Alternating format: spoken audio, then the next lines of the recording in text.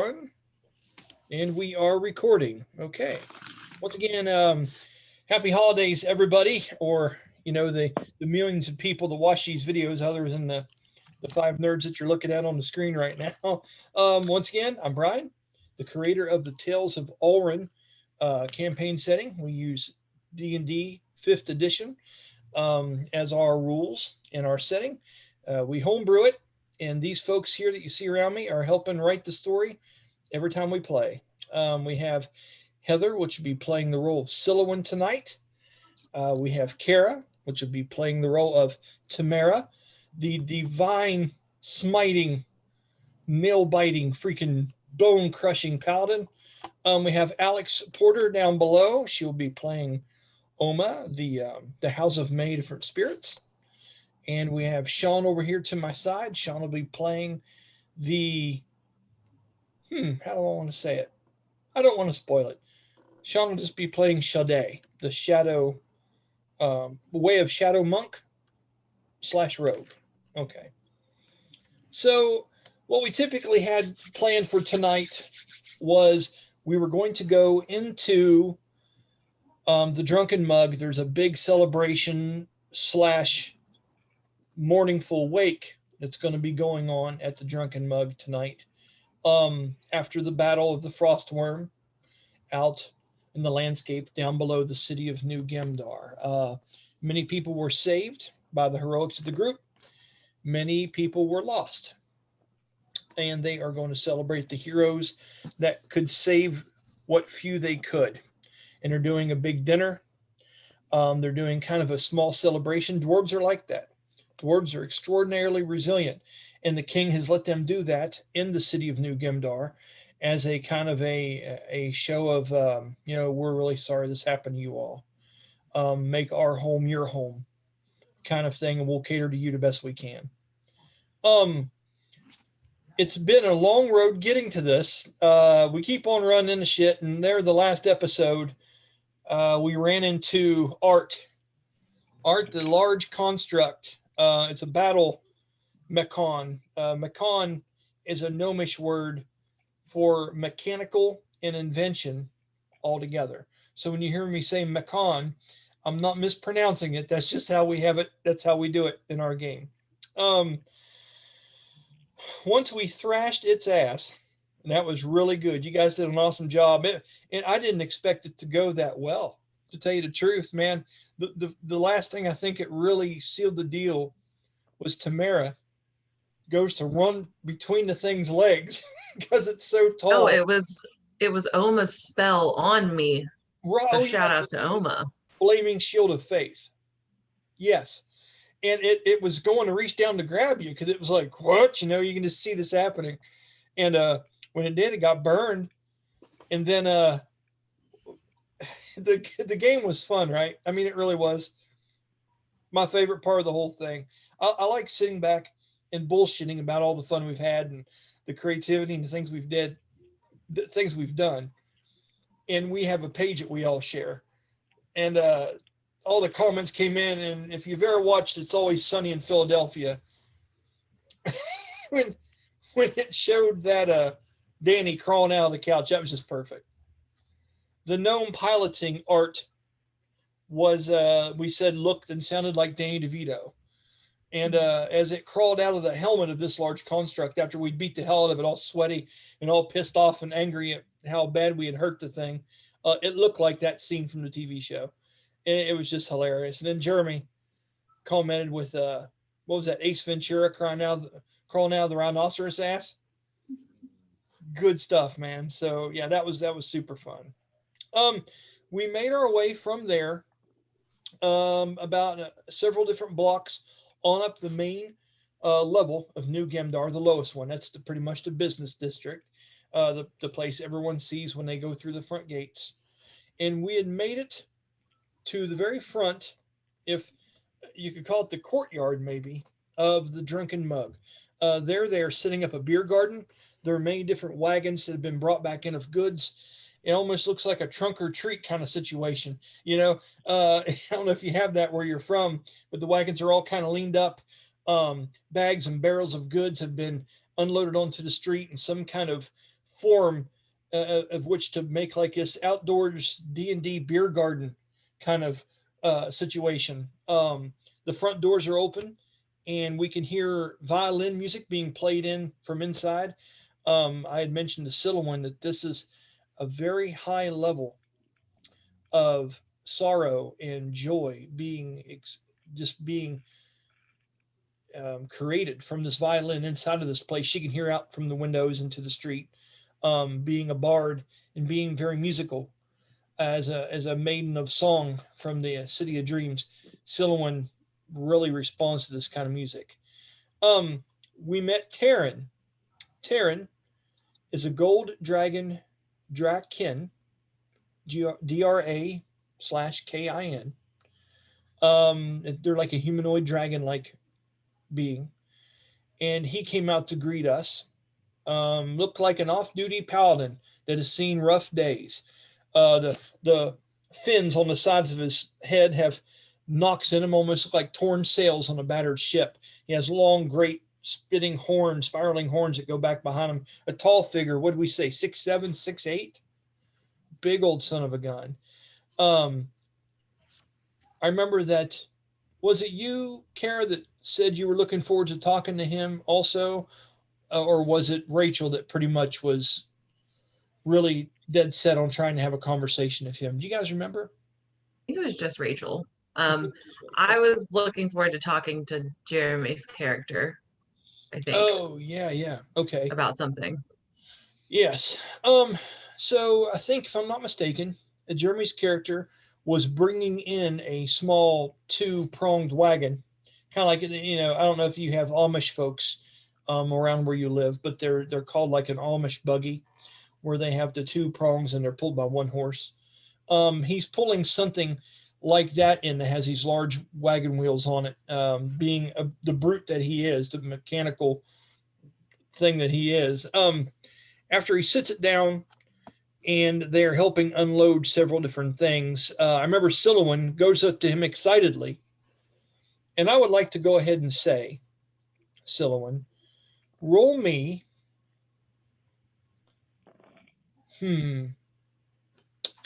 Let's do this.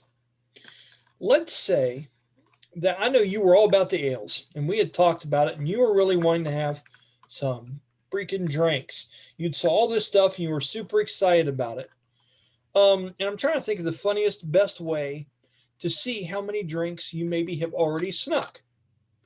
As you're walking past this beer gardens and you're seeing this and you're talking to everybody about it, because when you were explaining this to everybody, it was almost as if you had already caught a buzz for some reason, Heather, and I would like to make that happen in game. So if we could, let's say I'm going to roll a DC. Yeah, Sean, what's up, buddy? Sha-dae would like to help Sylowen with her endeavor to get intoxicated by attempting to sneak drinks to her. Okay, That's a true friend.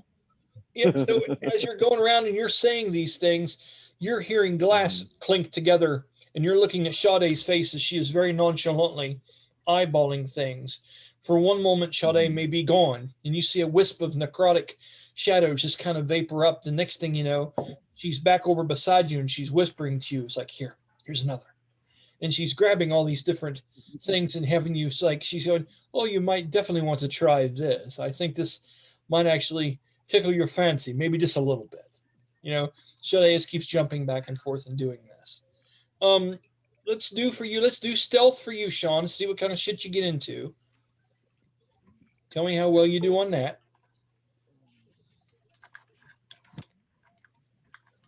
I'm just saying, Sylowen is extremely excited to try mortal alcohol. I'm excited to watch you try it. Because that's going to play into what happens here in a minute, I think, and it's going to be good. Can I add my social camouflage part of that? You know what? Yes, this is a good opportunity for you to use social camouflage. So that plus my roll, stealth check, comes out to a 21. Okay, had to get there. You were nervous not getting the 20. He's like, can I use my proficiency? All right, yeah, we'll say that works. Yeah, absolutely works. So just for flavor, like I was saying, you use some shadow step. Maybe you're grabbing this, that, and the other, and you're sneaking things over. Sylowen, as Sha-dae sneaks over and hands you these drinks with a kind of debonair look, I would like for you, Sean, to roll a persuasion check. And Sylowen, I would like for you to roll, is it charisma versus that, Sean? Mm, well, what is she trying to do? Is she trying to? You're trying to have an influence over her. So you're Oh, okay. So persuading her to do she would these actually roll an insight check to see if I would say she would roll an insight to see if why am I doing this for her?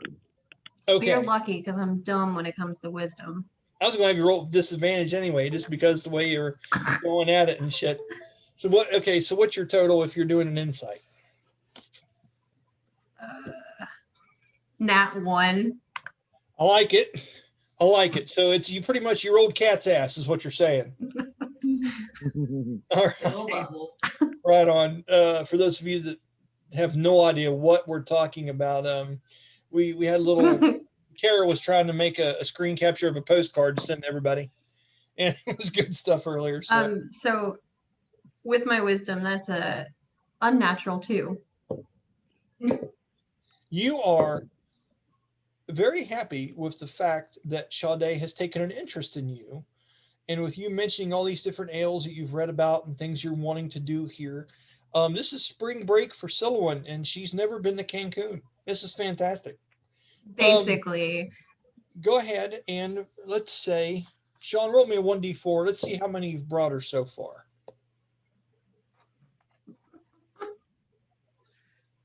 Four. Okay. Oh, the big 4. I'm really drunk at the wake, guys. What I like about this is Kara's laughing because she knows what 4 drinks really does to Heather. She's known it. She's gauged it. See her now. She's like, Brian, your game's not ready for this shit, my friend. I could tell you some stories. Right on, and we will do that. We will do that, but not now. So when that happens, you've had 4, at least parts of different drinks that Sha-dae has brought you from this beer garden outside. Now, I want to move the action here for just a minute. Oma, as you are walking up and doing this, that, and the other, you have Taryn standing there. You've met Taryn before. You have the music coming in through the windows. You see, roll me a perception check. And this is going to be a DC of 21. New dice, baby. Come on. Yes. This is good. 28. 28 with new dice. Yeah. Sha-dae thought she was sneaky, but Oma did not think so. So you see Sha-dae darting in and out of the shadows and grabbing random bottles from around the place. Dwarves are talking about their axes, getting in conversations. People are trading and patting each other on the back, but Sha-dae's getting in and out of there like a thief in the night, and you're watching it all go down. Is there anything particular Oma would like to be doing now, as this is all seems to be transpiring? People are starting to embrace the fact that there's no conflict, and they're starting to get in the mood. Heather's character is embracing that this is going to be an experience. We'll get to Tamyra right after you, Oma. What would you like to do? I would like to discreetly turn to Sha-dae and go, shame. What, darling? It's all in good fun. Okay. Would you like me to get you one? No, thanks. She just laughs. So no is probably the answer. Okay, Tamyra. Let me see something here. Oh, wow. Okay. You want to go over and speak to Brahmus, or this pretty much this holy relic is really what you look at him as. Knowing what his background story is and knowing what he was constructed by, he would be more like a holy relic to you. It's interesting. I don't know if you've actually gave it any thought, or sit down or this guy daydreamed about the possibilities of the relationship you would have with these people. But with him, you would almost treat him like that. You know, it would be hard for you to differentiate the fact that there's a soul in there that is piloting this thing that is just out in the street in the open, and it should be put up somewhere and celebrated and kept safe from harm. And it's weird to, you know, I'd say that's your emotion. Okay. So saying that with a natural 20, Brahmus is still working very hard on taking things from these wagons and setting these things up and trying to be as helpful as he can. He seems very driven. What would you like to do? I would like to walk over and without even saying anything, just start helping him move things. Okay, good deal. Roll me a perception check. I'm going to see how well you're able to jump in and find your place here. Her face is like, So wait, what do I add to wisdom? wisdom. Yes, ma'am. That's going to be a 13. Okay. Sean, roll me a DC, 1d20 and a 1d4. Let's see how complicated shit Brahmus is into.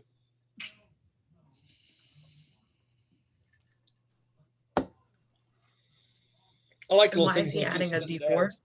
A 20. A 20. Okay. So we will say that he is in the process of trying to tap a keg of this ale.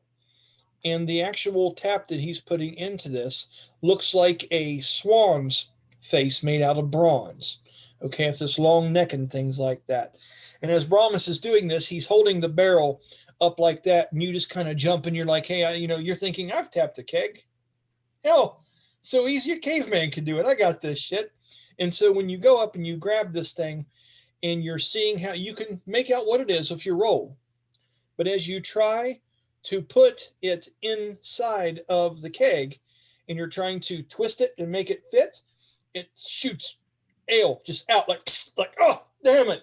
Because you didn't quite get as good a roll as you should have for how complex this is. With that, a couple different dwarves kind of chuckle in the background.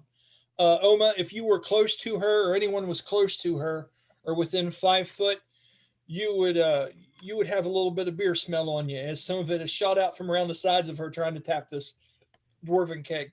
Am I close to her? Do you want to be? Yes, because I'm drinking and giggling profusely. Okay, nice. Well done. Okay, so as that happens and you spray this, the dwarves are all kind of chuckling. You see what she did there? She's went about it all wrong. Lass, you've got to let them settle for a while first before you go tapping them. We've got plenty already out of the barrel, already ready for mugs. Geez, you're a tall one, aren't you? And the one guy walks up to Tamyra and he's looking at her and he says, and if I might add, a pretty one for a human, that is. Tamyra wipes the beer off her face and then flings it at whoever just said that. As you do, as that happens, there's an older one says, yeah, and he punches him off. I think she likes you, Brandon. Like he turns over to you. Oh, yeah, maybe she does. Maybe she does. Anyway, let me help you with that. If you're not offended by it. And he holds his hands up like this. Will you accept his help with putting this ornate tap into the keg? I accept his help. Okay. As he's doing that, I can see Tamyra, watching him very steadily. Like if he sprays even a little bit of that out of there, you're probably going to start giving him all kinds of shit. Let me see how he does with advantage because, he's a dwarf and it's his thing.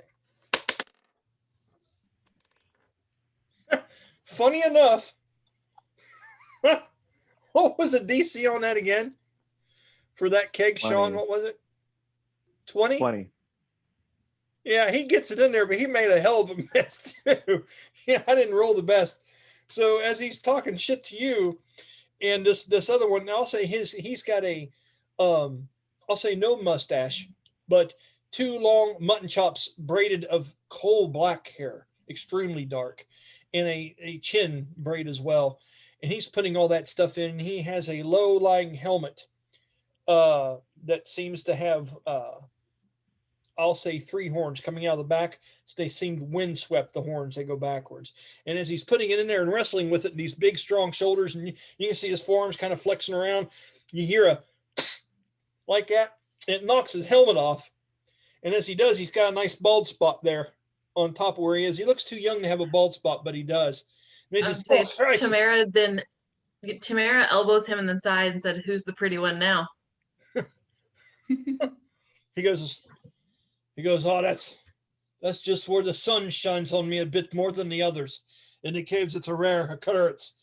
He goes over and grabs the helmet, puts it back on his head, and looks at the helmet for a minute. And he goes, "I think I'll be having one of these." And he holds the helmet over underneath of the keg. The old one there is laughing his ass off at him. It helps situate and pulls the bottom beak down on the gooseneck like this. And as it does, beer shoots out into his helmet as he's beginning to fill it up. And he goes, "The first one's for me. The second one, I'll share with you." And he says, and kind of smiles as he looks up at you. Oma, you caught a mist of this beer in the air as Tamyra was trying to make relations with these dwarves. It hit you to a degree. You were saying shame, shame, and then here you are stinking like the stuff just like everybody else. What are you doing? Trying to wring out my clothes. Well, it was taking just a off- misting. It was just a misting. Okay. Right on. You it might even make you nostalgic. It might smell like Dahan a little bit. You know what I mean? You're so used to him stinking like booze on the ship. So, as that's all going on and processing, let me see how I want to do this. I will say, there is a silver scaled Dra-Kin female that is going around and walking the area. And she has, now this looks to be more elven than the normal dwarven things of that nature. There are certain guards that are out here that are trying to help the preparations, court guards that wear the black and gold, that have helmets that resemble a hawk's or a hawk's beak. And some of them even have the feathers on the sides of the wings. I've discussed that several times with the other players. And they're trying to show people, where they can set up their carts. They're asking them that King Obadon wishes to extend his hand. If there's anything we can do to help you all, please let us know. Over top of Terran's shoulder comes this loud, very charismatic, booming voice. And this would be from, this person, Alex, is Roland the Magnificent. Oh. Okay. Now, I briefly described that earlier. And Roland was the one that was inside playing the violin. Mm-hmm. Sylowen, this would draw your attention immediately. Okay. As he comes out and he puts his chin on top of Terran's shoulder, the bodyguard, the grim Dra-Kin is just kind of sharing and talking. He starts rhyming and saying words and talking to everyone out here that needs to stop working so hard. This is supposed to be a celebration. And although it is awake, this will be, by God, the happiest one that he's ever been a part of. I'm going to roll a charisma check for him to see how well this next performance is that he's getting ready to do in front of everyone out here. Because I'm not just I don't freestyle sing for anybody. It's not going to happen. That's really good. It's an 18. Okay. So, if you don't remember me mentioning this to you before, he usually carries a long silver rapier on his side. He seems to be part swashbuckler and part Steven Tyler in the way that he dresses, with all kinds of gypsy-like rags and long hair that seems to be in an elegant mess. He resembles the character that played the announcer in A Knight's Tale. The one that they caught walking on the road naked, the red-headed one, very eccentric, very great announcer. That's the way Roland's voice and the way he looks coming across. Also plays the Vision. We had this discussion, I think. And as he comes out there, he begins to sing a song, and it includes different people in the crowd. Okay. He even makes mention of Oma a time or two, and about you dragging Dahon home like a sack of potatoes and things like that. And as he sings, it would roll a charisma check for me, Oma, to see how taken you are by the song. Alrighty. Ooh.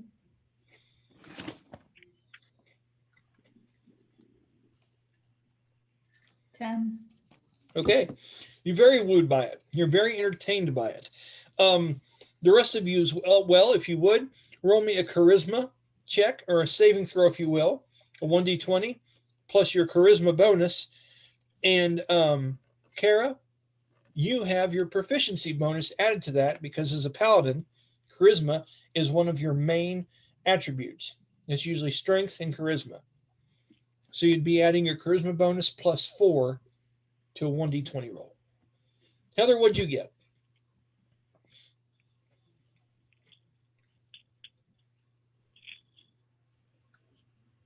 And that's 20. Well done. Plus 3, so 23. Nice. Sean's like, well played. Well played. 22. Damn. So we got 10, 23, 22. Sean, what'd you roll? 15. Okay. Okay. You two are still impressed by it, but Heather and Kara, but you're not wooed as much by it as you. Actually, you know what, Heather, you need to roll that disadvantage, actually. There are reasons. That's still a 19. That's okay. So that means it got you, but not as much as normally. You're almost too busy listening to his word phrasing and imagining how he is able to come up with all this off his cuff to where you're not so much interested in the music, more about the words and how cunning he is in doing this. As he makes his way around, there is a silver-scaled Dra-Kin woman, looks like a barmaid, that's going around and she's giving drinks of this wine in a tall purple glass. It's not transparent. It seems to be made out of how can I say it? It's almost like a violet light purple polished stoneware, and it almost has streaks of gold and brown and darker colors as it goes down. It's almost like it's been made this way intentionally. It's very beautiful vase that this Silver Dra-Kin female is using. And as she goes by, she has a very unique kind of raspiness to her voice. Dra-Kin men would find this very attractive, almost like as a guy, there's nothing I like more than to hear a woman's voice as a radio DJ that has a sexy voice. You know what I mean? Has a certain way about it. And she would be the Dra-Kin version of that. She has a very long drawl in her words and things of that nature. And as she's coming out and she's looking around, she walks up to your character, Heather, and she looks down just for the hell of it. Roll a 1d4 for me, please. 4. You are attempting to hold and hide all 4 of those bottles that Sha-dae gave you like a little kid trying to sneak out of the kitchen with them. Should I roll for drunkenness at this point? Already am. It's on its way. Okay. So as she sees you doing this, she looks across the way at you and she hears the glass clink from behind you, and she can see that you're looking for somewhere to sit these down.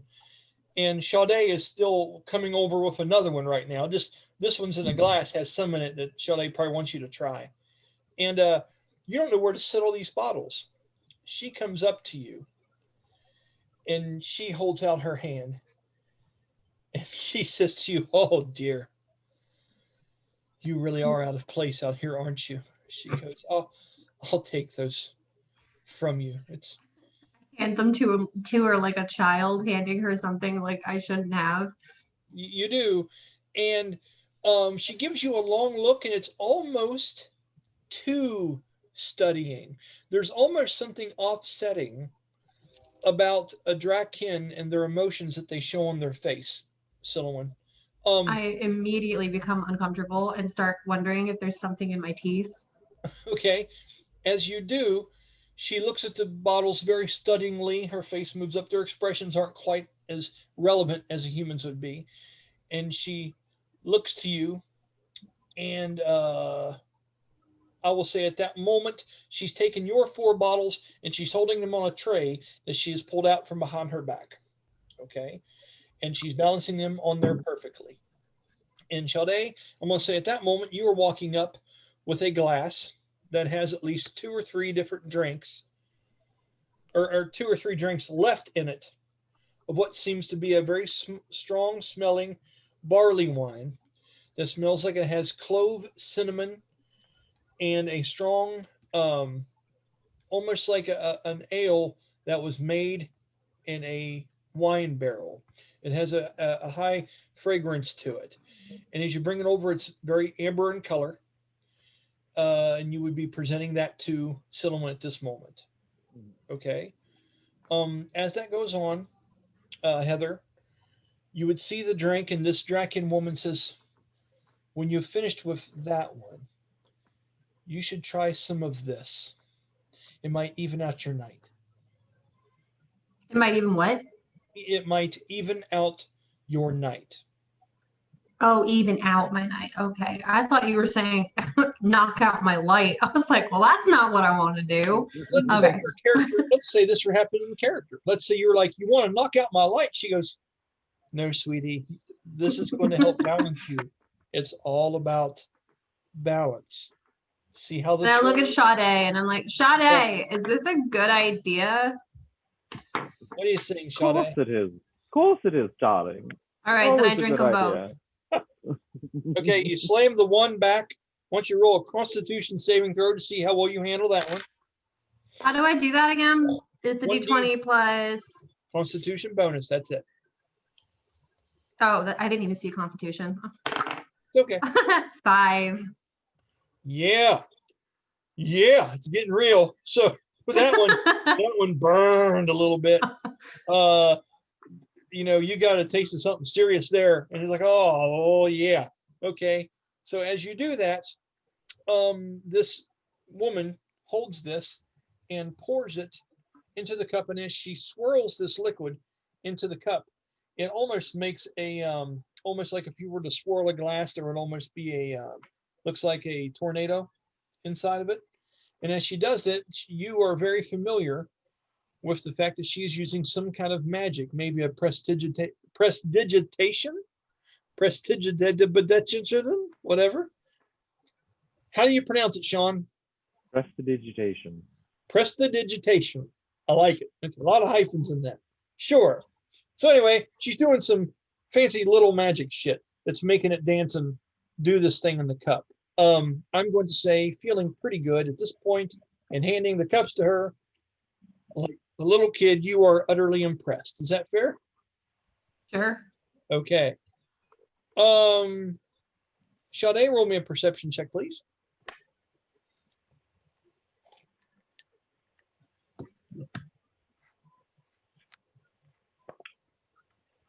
It's a 4. Okay. Remember that. 4. Okay.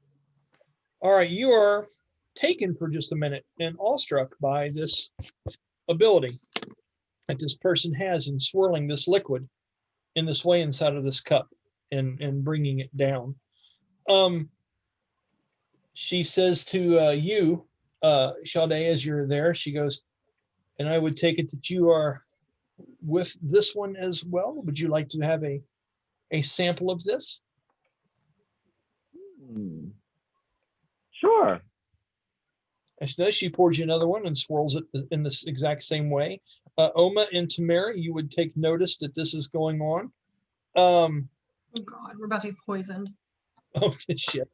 So as that happens, she swirls the drink up and hands it to you. The dwarves are over there with Tamyra, and they get ready. And I'm going to say they've handed you a mug at this point. And the older one, takes his helmet off for a minute and puts it on the ground and puts his foot up on it and holds up a mug. He says, "Everyone, a toast. Hold them up high to their gods, people." And he holds his arm up, his stout arm really far up like this. Okay. What's everybody doing? If you don't have a drink yet, you'd be looking for one. Mm. I know that you have one. Kara has one. She's probably drinking one that was given to her out of the thing. Oma, you are close enough to where you can decide if you want to go over and try to get one drink of this wine, or you might run over to see if Tamyra has some real quick so you can be a part of this, or do you just want to sit it out? I'll let you do a perception check to see what's close to you. Okay.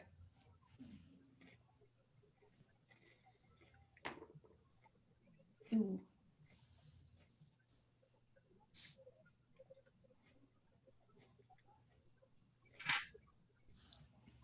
What'd you get? I'm sorry. It's 15. wisdom. I got a 15. A 15. Okay, sorry I couldn't hear you. Right now you are right in between Tamyra and them, so I'll let you choose which one of those two you want to go to. Elma, come try some of this alcohol. I'm less drunk. What'd you say, Kara? Said I'm less drunk. So that's your options. You got one, this wyvern armor wearing going, "Come on, we're getting a buzz on," and you have Tamyra going, "I'm less drunk." So I imagine my arm is around Sha-dae at this point, like drunk. Okay. I'd probably go to Tamyra. Wow. Wow. That's how we're going to do this? That's really how we're wow. Okay. So anyway, with that, you go over, I'll say just for the sake of expedience and for some fun, you know what, I'll let fate decide. No, there's no drink anywhere around, and the dwarf looks at you and goes, "Now we're talking." And he hands you the helmet, Oma. Oh, goodness. Ew. Oh. What are you doing? Tamyra sees how uncomfortable Oma is and switches drinks with her. Okay, nicely Oh, done. thank you. Okay, so although Oh this dog is man, Sha-dae still was about to just go shame. right on. So with that, we're going to call this like the New Year's Eve episode is what we're going to call this. All the drinking going down. Seriously, wasn't meant to be this way, but it's happening. So with that, you two do the old switcheroo. It's almost like you're trying to get your hat off real quick before the national anthem is played. You know, you guys are flustered. You're trying to hurry. You're doing your shit. Kara should have to roll for how much sweat she drinks. Ew. Okay. I will roll for that to see what it's like. It is not sweaty at all. I rolled a natural 1. Oh. It is all ale. That was a very clean man. Very clean. It was that bald spot is what it was. There's nothing there to get in there. It just shined them all up. You're good. It's not a problem. So with the 1, nicely done. He stands up and he proposes a not really more of a toast, but a statement. I will try this. It's kind of just off the hip here. So, and mind you, this was the older one, the one with the much deeper, gruffer voice, almost sounds like gravel in a barrel. And it's a friend of mine, Dean Jernigan, wrote that. I love it. Gravel in a barrel for a voice. So as he clears his throat, and you can tell this guy's seen a lot of years, almost some white coming into his beard. The helmet's off, standing on it proudly and tallly. His armor would have been brighter, but now is tarnished and bronzed with I will say, the hide of a boar and 2 of the curved horns over top of one of the shoulders hanging over. You can actually see some of the pig's head still, and the black hair that is really thick on a razorback hog's head still addressed the side of it as he holds the mug up. And how would I want to put this? He would hesitate, as I am, and he would say, as I look amongst everyone that's here, and I see the people drinking together, whereas 150 years ago there'd have been none of it. When I see people of all manners of creation, and he's looking over at Brahmus when he says that, join forces to put that fucking worm back in the ground. It makes me proud to be alive now. Now as the ale is still frothy and cold as it comes from the keg. There's no better time to be alive. And there's no greater time to have died in our history than now. Because as I raise this up as high as the gods would let me, and it's a Dwarven kick at himself. He says, I want to give thanks to the humans that have embraced us here and came to our aid as we were so arrogantly petting our egos on our way back to the city of Argon. He says to you, may the wings of the hawk never lose a feather. Truth. And he holds it up and does that. What's everyone doing? Sha-dae, as she's listening to the speech, her hair kind of slowly streaks into indigo-ish light color. Okay. And she raises He's the glass up. She goes into like an indigo. Her hair kind of streaks out into kind of with streaks of indigo amongst the black, and then she raises the glass so she doesn't really toast to any particular god or raises it to any particular god.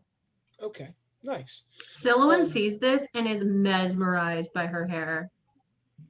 Okay, we're going to say that in the moment, this is when the X kicks in. This is that moment in the movie. So you've drank all your ales and stuff, and all of a sudden you're seeing this hair, and you're just kind of like, Yep, what? I am It's just that like part in the movie. I'm like trying to touch Sha-dae's hair. Okay, so Sylowen's arm is around you, and she's reaching for your hair, but she's reaching the wrong direction. So it looks like she's petting nothing. Also, do I know what this drink that what was it, Dra-Kin? Is that what you're called? The Dra-Kin, the woman. Dra-Kin, okay. is going to take Do over. I know what's that drink is gonna do? No, you have no idea. Can I roll for an investigation check? You could roll a history check with disadvantage because you're not familiar with this land at all. It's your first time being here. Well, I guess I'll give it a try. And I mean, that's fair. I'm not trying to be a hard ass or nothing. No. That's gonna be a whopping 6. No, 7. And so it should be because you just wouldn't know. And, and the thing is, after you've drank it, and now this is a great moment. This plays out perfectly. I love how this shit happens. So now you're going straight from the wow, pretty hair to the oh shit, I got too excited about that pretty hair stage. And now that you're reaching out, roll me a dexterity check from when you were reaching for Sha-dae's hair, please. Ooh, smooth your head. That's gonna be a 14. Okay, minus 1d6. I forgot which one the 6 is. Hold on. Sorry. I haven't Oh, it's answered, the but I'm normal not one. gonna I like it. always, every time I'm just like 6. What are you playing Monopoly with? 8. Yeah, I know. There's no nice I'm answer to that question. I'm always like overlooking that one because it's so normal. Okay. So as you do, you get a little bit of panic. You feel like your face is a little red. You thought maybe you had something in your teeth earlier. And when you rolled a 6 and you reached out to touch that hair, and then when you caught yourself and realized your hand was way the hell over here instead of where it should have been, you are now what we call stoner paranoid. You're a little paranoid now. It's starting to set in. As Oma's over Sha-dae, there. what was in that drink? Right. Sha-dae, If I know. roll me. Am I drugged? What's happening? I don't Really? understand. I have a bad Bill Cosby joke for this. Oh God. Sha-dae, please roll me a 1d20 Constitution, please. Is that a Constitution saving throw? Absolutely.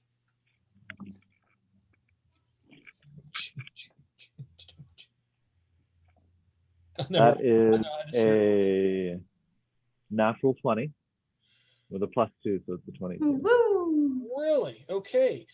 So you can tell that this is some potent stuff, and it is probably made for elves and things like this that have an acquired taste for this. Now, have we discussed about how old you are or how high a constitution you actually have, Sean? I know I told you I'm about 21 years old, so my constitution is pretty low. You just got a Right really good roll. Yeah, I just got a really good roll. Yeah, my constitution's only at around 14, so. Okay. Better So than for me. that, I will say that you feel as if you're handling this very, very well, but your inexperience in youth is making you nervous because you're seeing that you are having to maintain, so you are pulling it through. But Yeah. it is a powerful drink.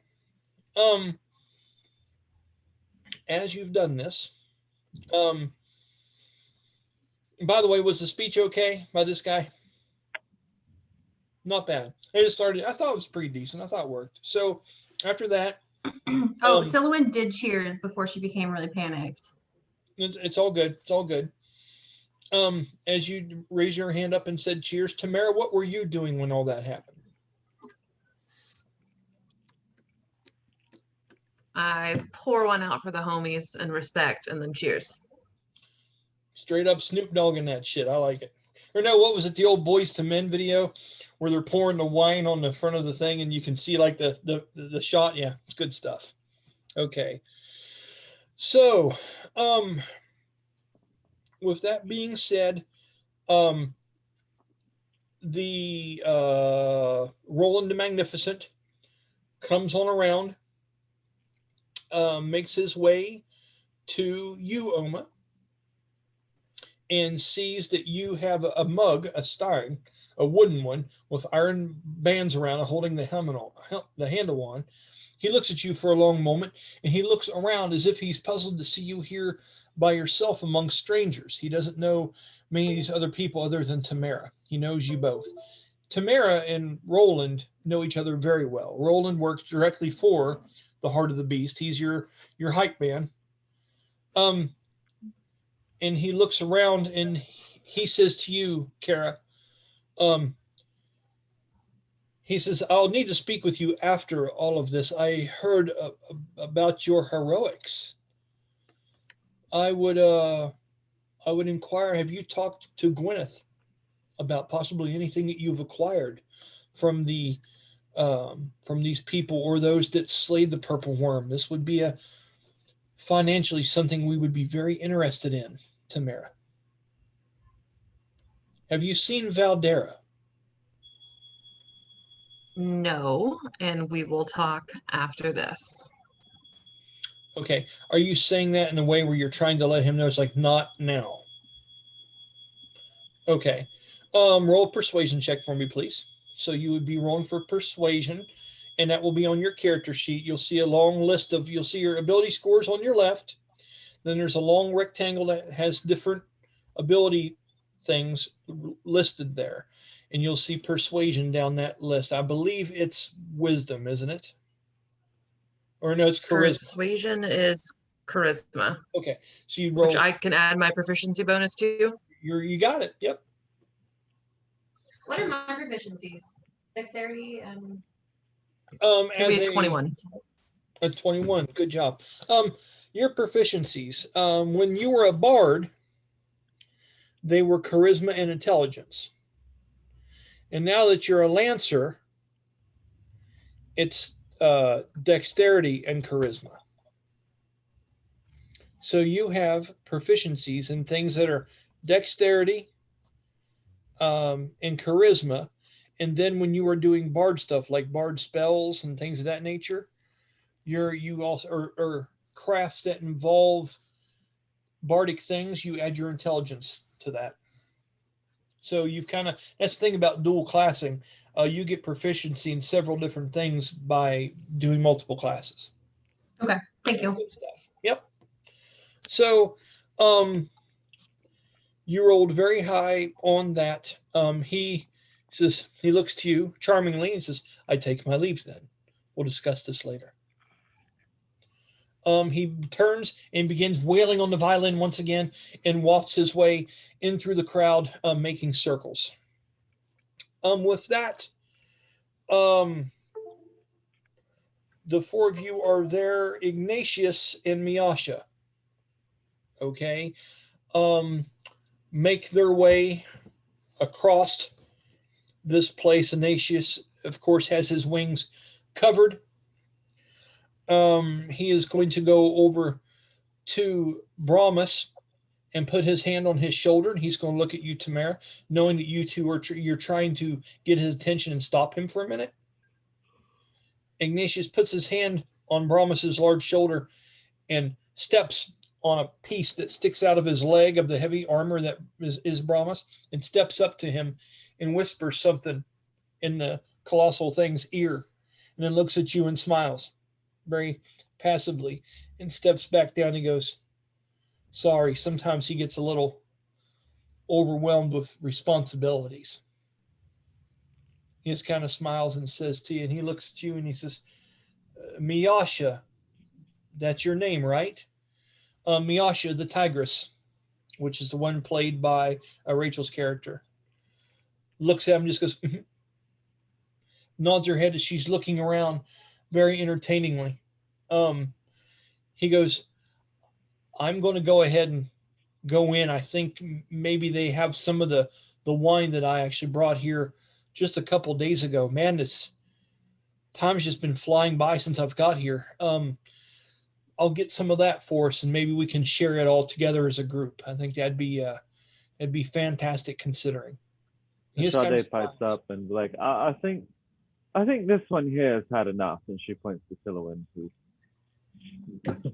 hanging off her shoulder. Okay.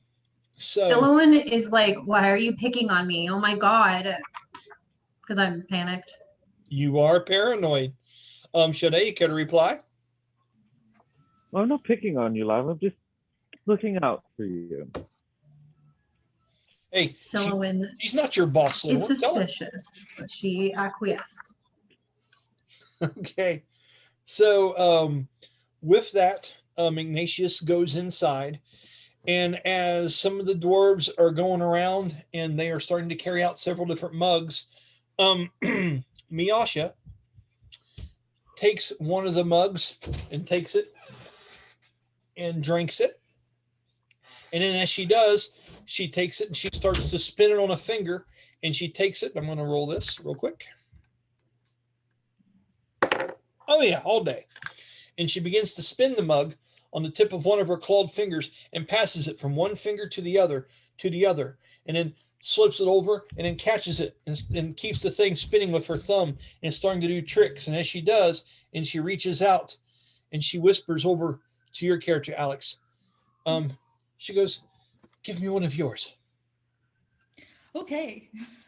Okay. So you still have a little bit in your mug. Would you like to drink it quickly before you give it to her, or pour it out?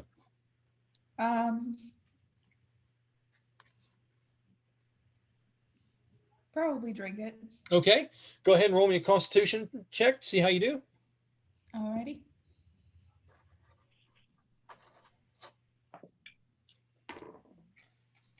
$16. Okay. You handle it. It was strong. It was the same stuff that Tamyra had. It's pretty decent. You know, it's like I described before, but it's a lot more refined than what you grew up sneaking and having from your homeland. This is Dwarven. This has been crafted differently. Your stuff is a lot more natural in the things you're used to having. Okay. It's hearty. You take a pretty good drink of it. As you do, you hand her that cup, and as she does, Miasha begins to juggle just two mugs. little bits of beer and stuff are flying off, is a couple different dwarves start going, look at her, look at her. And she draws people's attention.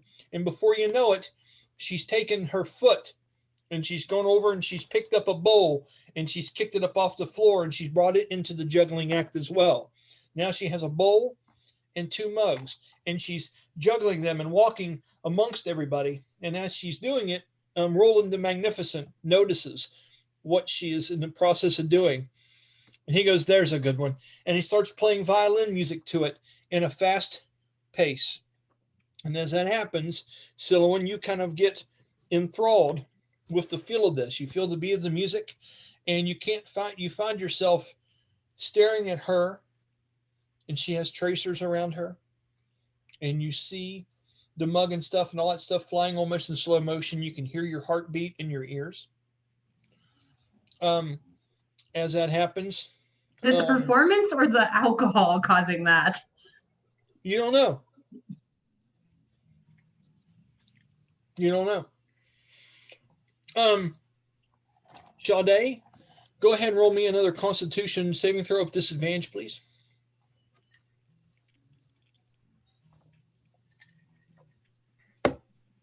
That is a 3 total. Okay.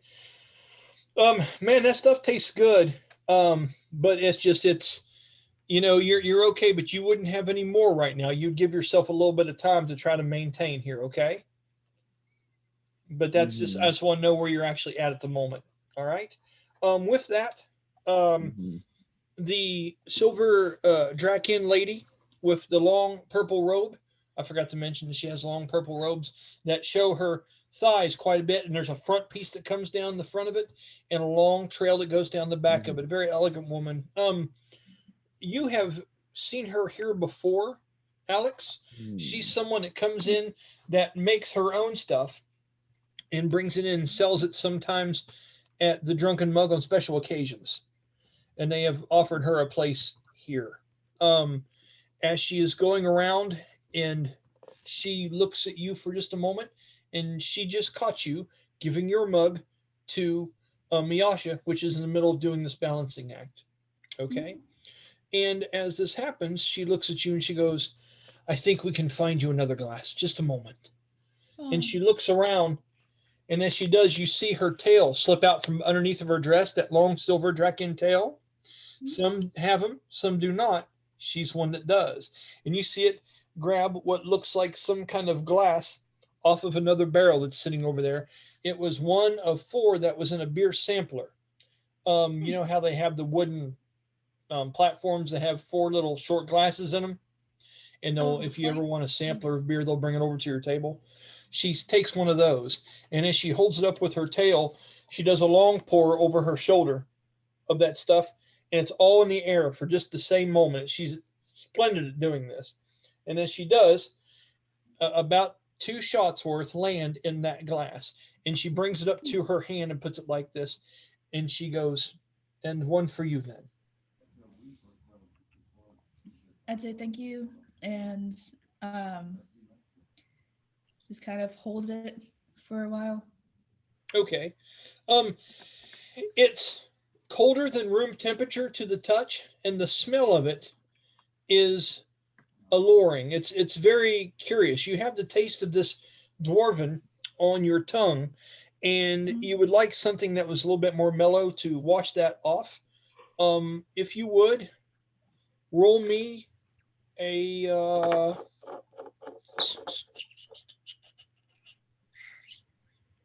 let's try. I'm just trying to decide how you would do this. Oh shit. Okay.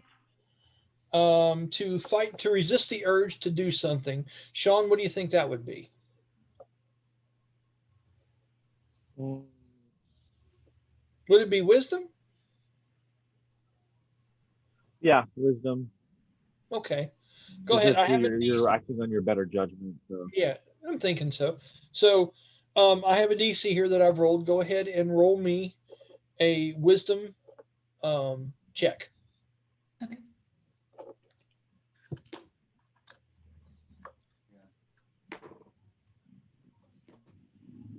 Seven.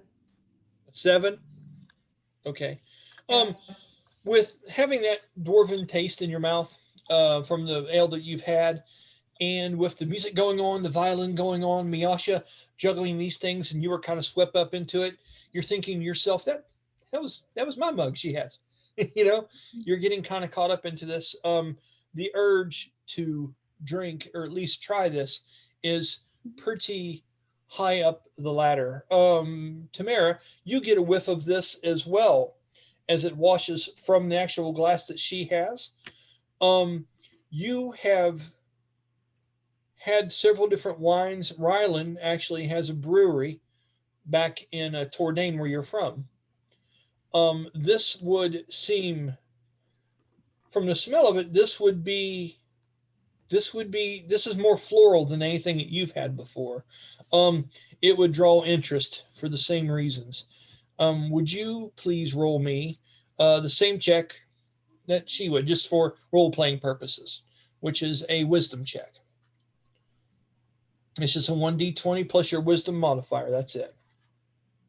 That was going to be a 14. Okay. Oma, how do you want to describe your way about going about this? Okay.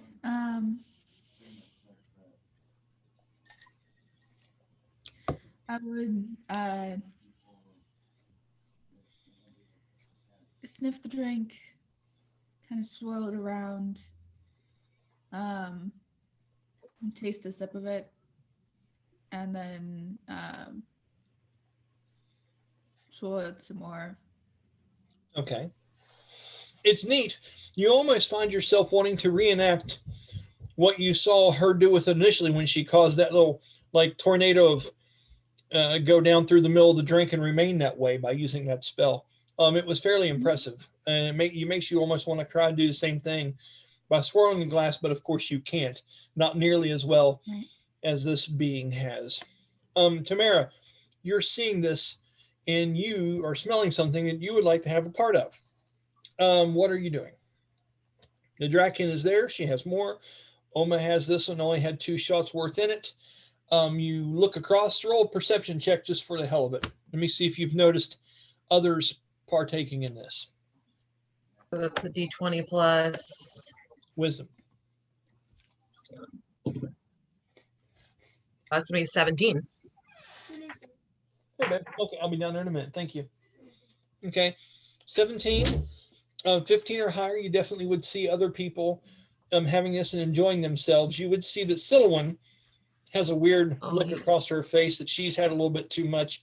But other than that, your sound is cutting out, and I have no idea what you're saying. Can you hear me now? I missed that whole. Yes. Okay.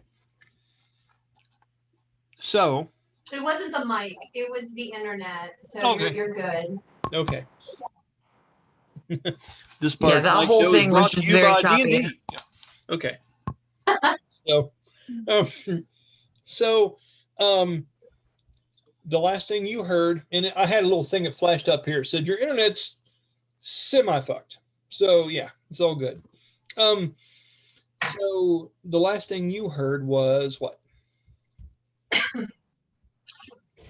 As soon as you started talking that second time, everything was really drawn out and choppy. Okay. That's I'm in the middle of something. Thank you. Yeah, put it down. This is blue ball. That's fantastic. Okay. Go downstairs, please. Thank you very much. It's a big wonton. It's fantastic. Yeah, it is. Yeah, it is. So I got to show you what how she took it. They're making wontons downstairs for dinner, and she brought one up to show me. It's as big as a taco. Nice. And she's like, "That's one big wonton, Dad." I'm like, "It super is, kiddo." And now go downstairs. So, you were going to roll a check. You rolled well. You were perceiving that everyone else around you was trying this, enjoying themselves. But Sylowen, it had got under her skin quite a bit, and you're able to visibly see that as paranoia has started to set in on her face. That was pretty much the last thing I said. Now I was asking what you're doing and how you're wanting to go about having some of this drink that is calling to you. Seeing Oma's tiny baby sips, and the fact that I know Oma and we're friends, I walk over to Oma and ask if I may try some of her drink. Oma? Sure thing. Okay. Roll me a 1d4. 1, there's like just a little sip left, and 4, there's at least half of it left. Okay. 3. Okay. There's about a shot left in there. That's what she'd be handing you, so take it for what it's worth. Bottoms up. Okay. As you have that, roll me a Constitution check just to see how it hits you. That is going to be a 13. 13. Okay. It is better than what you had back home, but it is almost too much. Almost like brandy sometimes can be too much. I don't know if you ever had brandy, but it is very perfumed and very done up, and this has that kind of thing to it. It is exquisite. You can tell that. It burns a little bit. You would tone it down a notch if it were you that had something to do with it, but it's not bad. Okay. As that continues on, and a couple different other toasts are made, Roland makes his way back into the Drunken Mug. At that point, I'm going to say, Tamyra, you and Brahmus, I'm going to start a conversation with you there. At that point, I'm trying to decide what kind of order this needs to go in. Roland says, more to come inside, everyone. Please follow me. And he goes like this, like a beckoning kind of point, and points like this as he walks into the place, playing his violin the whole way, like the Pied Piper of drunken dwarves. And as he does, all the kicking and things, and people clacking their boots on the sides of barrels out here, different musical instruments. Some old people, old and female dwarves, have picked up things that are being spoons on the pots, and things are starting to really sound neat out here. Almost reminds you of like Jimmy Kimmel, Jimmy Fallon, when he does his music things on his show, and everyone's sitting in that little room playing different instruments and shit. It kind of has that feel to it. As they all head in there, Sylowen, you go to take a step in that direction, okay? And you have tunnel vision really bad, okay? I'm going to say a good half hour of time has went by here as we're all doing this, okay? Maybe closer to 45 minutes. And the effects of this are starting to hit you harder. You're not used to lowlanders kind of drink, you know what I'm saying? It is it's almost like if you ever went to a concert and you were sitting down having a bunch of beers, and you go to get up and you're like, oh shit. You're having that oh shit moment right now, Heather. Okay. As you do, what would you be doing at this point? You feel like sitting down, and there are several different blankets and little tables have been put out here in this kind of like Dwarven beer garden, and there are places for you to rest. But you almost feel at a loss for words. You do need to sit. You don't know if it's necessarily, I would say, if you would do me another Constitution check, the worse you do on this, the closer you're going to come to sitting down right where you're at.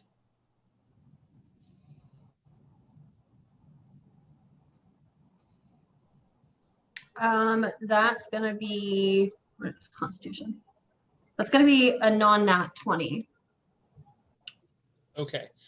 You would be able to make it over somewhere to sit. You think you might even maybe be able to get to the front door to be with your friends where you would feel a little bit safer, but it seems a long way off. What are you doing? I sit down. Okay. You want to find a table there close within 10-foot proximity of you? Probably closer to the door if I can make it. Okay. I'll say you are roughly 18 foot away from the door, and you're able to make it 10 to 15 of those feet. Cool.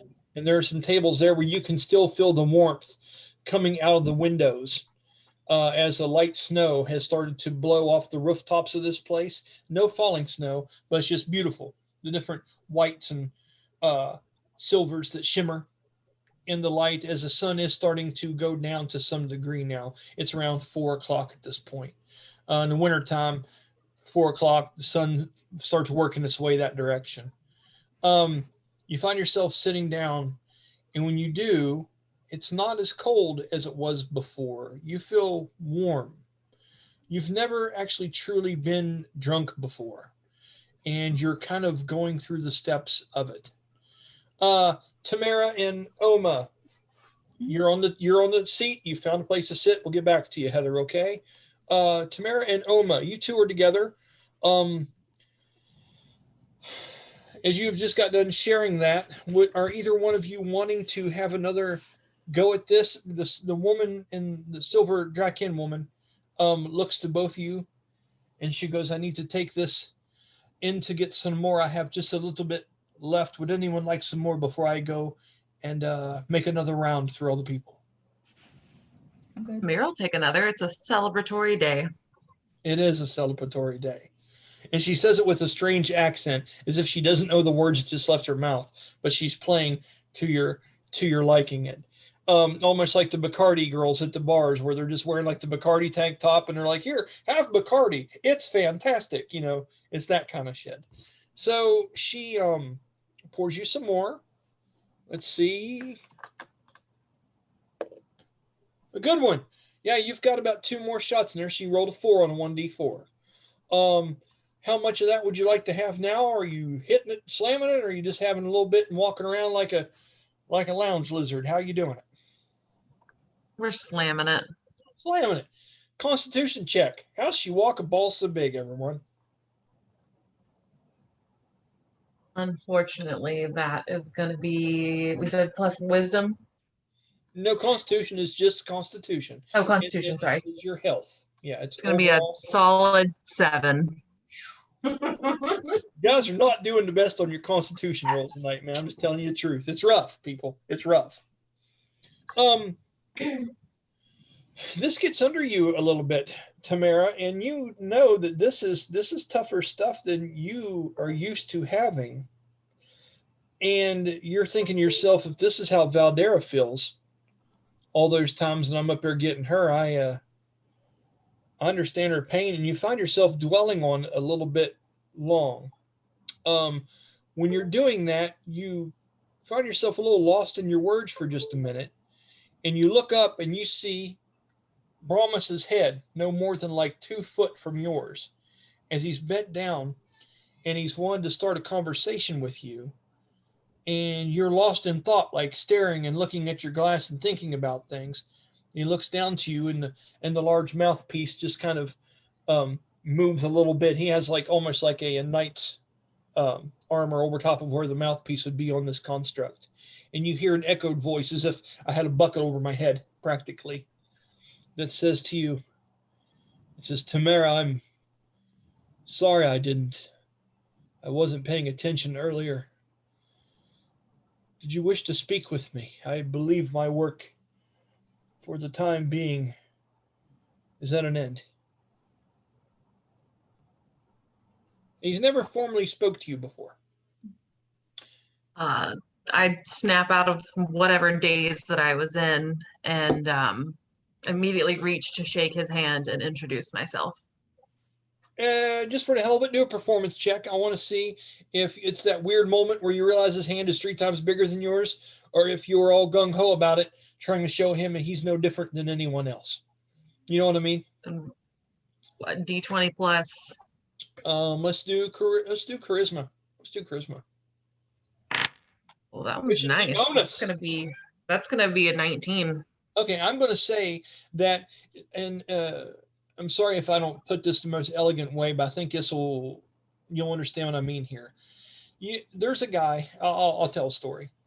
and then you'll understand what I mean. I think it's fitting. There's a fella that I'm friends with at a bar back home. It's at the White Front. And he has a hand that has been in an accident or it's deformed or something has happened to it. And he only has like 2 fingers. I haven't really looked at it, but it's very crippled and very different. And when I first met him, I always shake a person's hand when I meet them. And I didn't look first. And I said, "Hey, how you doing? I'm Steve's son," because he knows my dad. And I'm like, "How you doing?" "I'm Brian." And he, without even hesitation, he just threw that hand right into mine and shook it proud and goes, "Hey, Steve's boy, I can see that." He says, I've known him for a while. I hadn't met you. And him doing that made the situation really comfortable. You know, there was something wrong with his hand. It could have been awkward. I could have been embarrassed by it, but, but instead he fixed it. And I'll say with that high of a roll, you're trying to bridge that gap, making sure that Brahmus doesn't feel like an outcast. You stick your hand out there like you're just shaking a person's hand. Does that make sense? Okay. I wanted to tell a little story there to kind of animate my point, hopefully. And if this guy's ever watching, how you doing, man? So Tamyra has like the utmost respect for Brahma, so it doesn't matter what he looks like. right on. That's cool. That's cool. And very evident in the way you did this. As you do that, he says to you, he says, Vander has spoken very highly of you in the past. And he says, what path of Paladin is it that you follow? And he's asking you.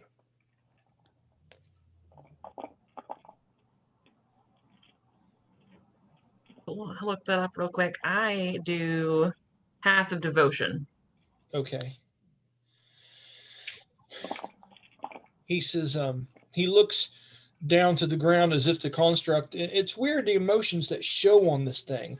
The different parts of the apparatus actually move with the eyebrows. The way the mask will move and shift when he speaks. The way the shoulders will move and rock. This thing is very animated, and you can sense and see emotions on it. Okay.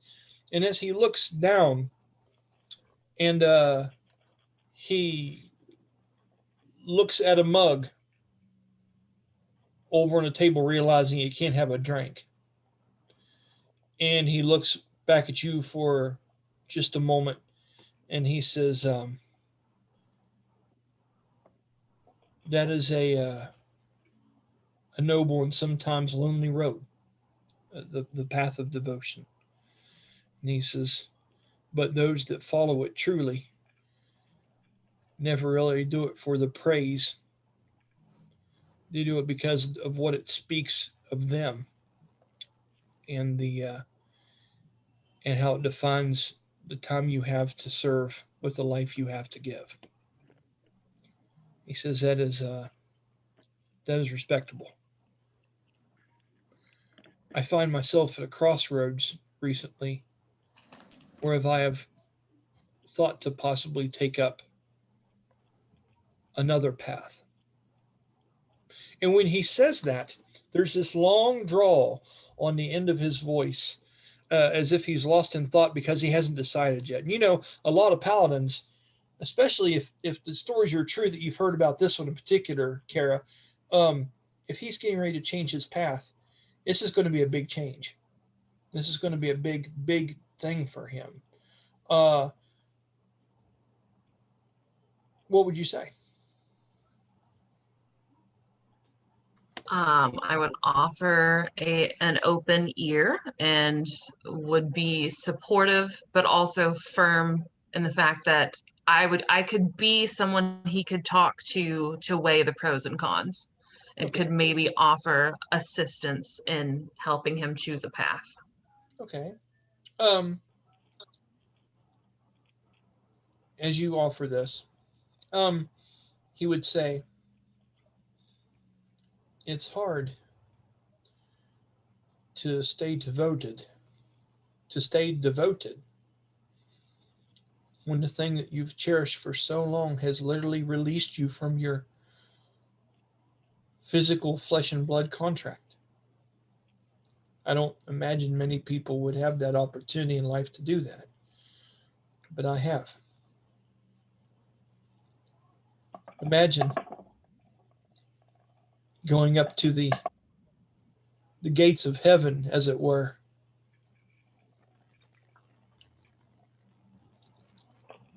and they had already been open for so long, and you already had such possession and promise there, that the person standing there told you your journey and it needed to lead you elsewhere.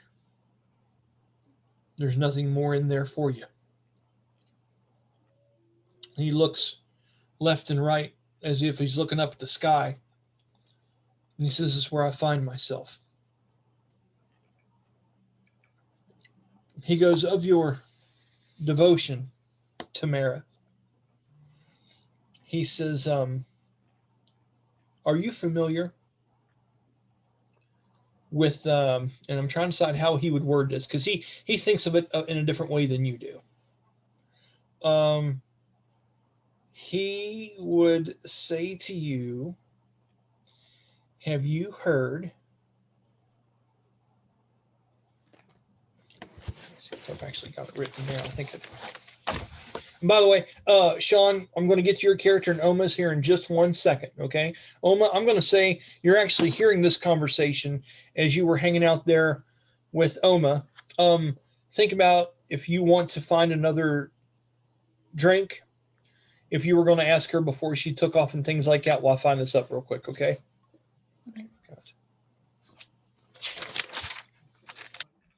Okay. Okay.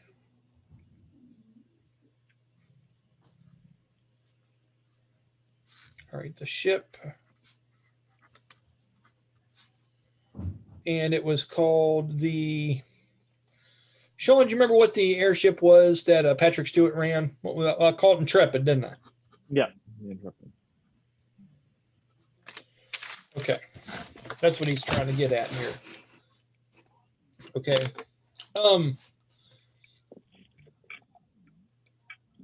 As you weren't in that group, you didn't fight the worm. You were here, so I don't even know if you know much about it. He asks you, he says, are you familiar with the Intrepid? Roll a history check, Tamyra, and let me know if you are. What do I add to my D20? Your wisdom is history. Next We to always did it. Go ahead. I'm sorry. Next to history says intellect or intelligence? Yeah. Okay. Wow, not too shabby. That's going to be a 19. Okay. I thought it was wisdom. That's fine. Intelligence. So you do know that the Intrepid is a ship. It is the fleet ship of the of King Omadon here. It is the one that Patrick Stewart like character pilots. It is a big deal, and they are always trying to recruit brand new airships to be a part of this fleet that they're trying to make the Hawks of the Skies, and they're trying to create something here. Okay. He asked you this, and you would know some basic things about pretty much what I've just told you. Okay. What would you like to reply? Just something basic, or? Why do you ask? Like, why does he want to know if I know about that? Okay. He says, I find myself in a situation, and it's funny that you would start a conversation with me, whereas I, in turn, would need to start a conversation with you. Whatever journey I'm starting to take now, and he leans down a little bit, as if he's saying this soft underneath of his voice. He looks at Oma and he looks at you, and he kind of looks, the character kind of looks around. You can hear the large metal pieces moving in its neck and stone grinding as it looks left and right. Whatever path I'm to follow and getting ready to go on now, I can't ask anyone else to burden themselves with it as they have burdened themselves with me in the past. And he says, if I could find something to be devoted to, something new, it might help guide me. The other options I've looked at and different things that speak to me speak more to, and he thinks for it on a long second, and my frustration and my disappointment in the fight against the worm. When he says frustration and disappointment, and he's saying to you out loud that he needs something new to be devoted to, it really hits you that this character, this grand Pumbaa of paladins that you expected to be in there, is really showing a very human characteristic. He does not know what direction to go in anymore. He's fulfilled his quest. He's been given permission to not seek it out anymore by an angel, an actual fucking angel. And you know this is part of the story. You know, you've heard this. He needs guidance in a way that you were hoping to get from him. How old am I? Am I relatively young? You can choose between 20 and 30. Okay, so haven't been a paladin for very long. So Tamyra takes this opportunity to tell him, I know of you, I know how much wisdom you have. Maybe you can share nuggets of wisdom with me to make me a better paladin, and I can offer him a fresh perspective, some younger eyes to help him explore other things. Okay, awesome. So what we do now is this is a bonding thing here, and I like to do this a lot. So what you have to do is I have to see when we do a first level of friendship between two characters, you roll a d20 and I'll roll a d20, and we want to get a 20 or higher between the both of us. That means we both get over a 10, however give and takes and stuff. And if we crush that, we're getting along fabulously. If we don't get over that 20, there's some trouble here. It's kind of awkward, you know what I mean? As long as we get over 20, though, we're heading in the right direction. I like to do that for people so they can play out. Go ahead and roll your d20, nothing added to it, and tell me what you got. 15.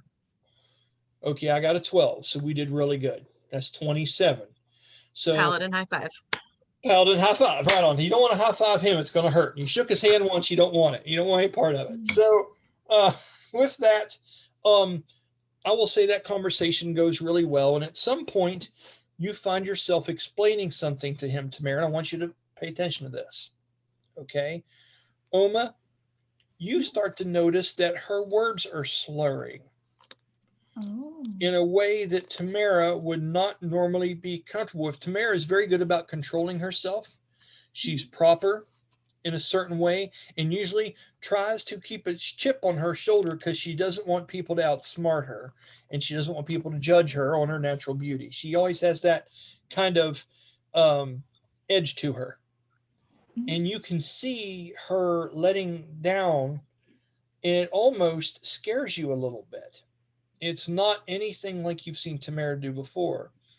Tamyra, you hear a distant voice in the background. It sounds far away, saying to you, Tamyra, are you okay? Are you okay? And as you look up, this voice and Brahmus seem to be far off. You feel very light. You feel flushed and red in the face. And it's almost like, you know, when you're in deathly silence and there's a light ringing in your ears because it's so quiet in the room, you're getting that. Okay. When you breathe in, it feels very chilled. And there's a long echo and delay on it when you breathe in and stuff like that. And you've been poisoned before, but this doesn't seem like that. There's no pain involved here. This is some other kind of drunk. This is something else that's going on with you. What do you do?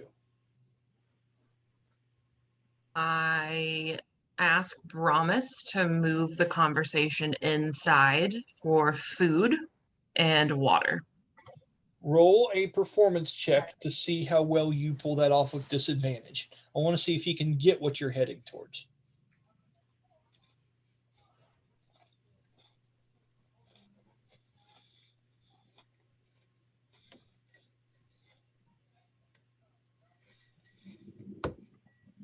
gonna be a 6. As you do, you start to stumble, and your hand goes on the back of that wagon and hits it. And Omi, you see that, and you see some of the glasses start to rock a little bit on it. Uh-oh. As she drops down to one knee, as her forearm on the back of the wagon is trying to push herself up, and you can see the strain in her shoulder shake a little bit as she is. But Tamyra's down on one knee, and you see a panicked, frightful look across Tamyra's face. Oma, what are you doing? I'd rush over and ask if she's okay. Roll a dexterity check of disadvantage. Okay.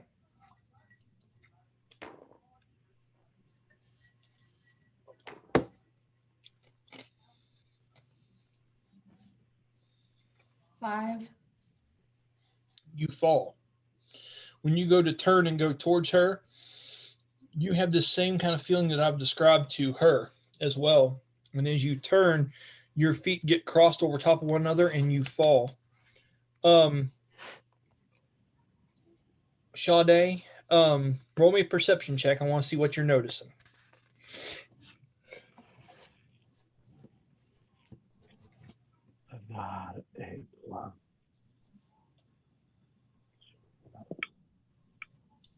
The 15.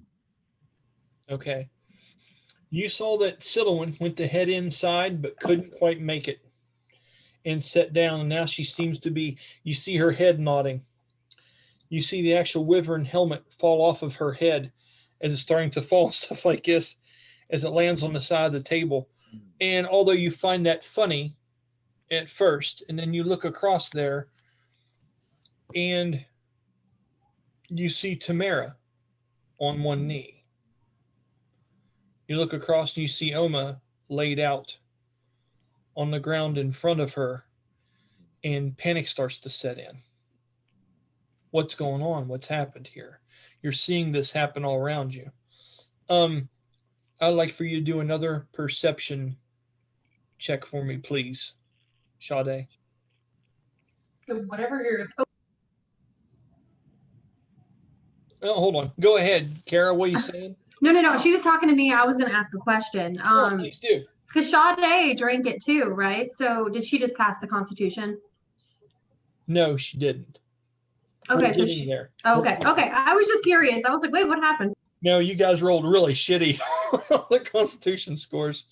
Sha-dae, what'd you do in your perception? That's another 15. 15. Let me see. I kind of want to do this for theatrics. Yeah. Okay. You think about it for just a minute, and you're realizing that you guys all drank that stuff, okay?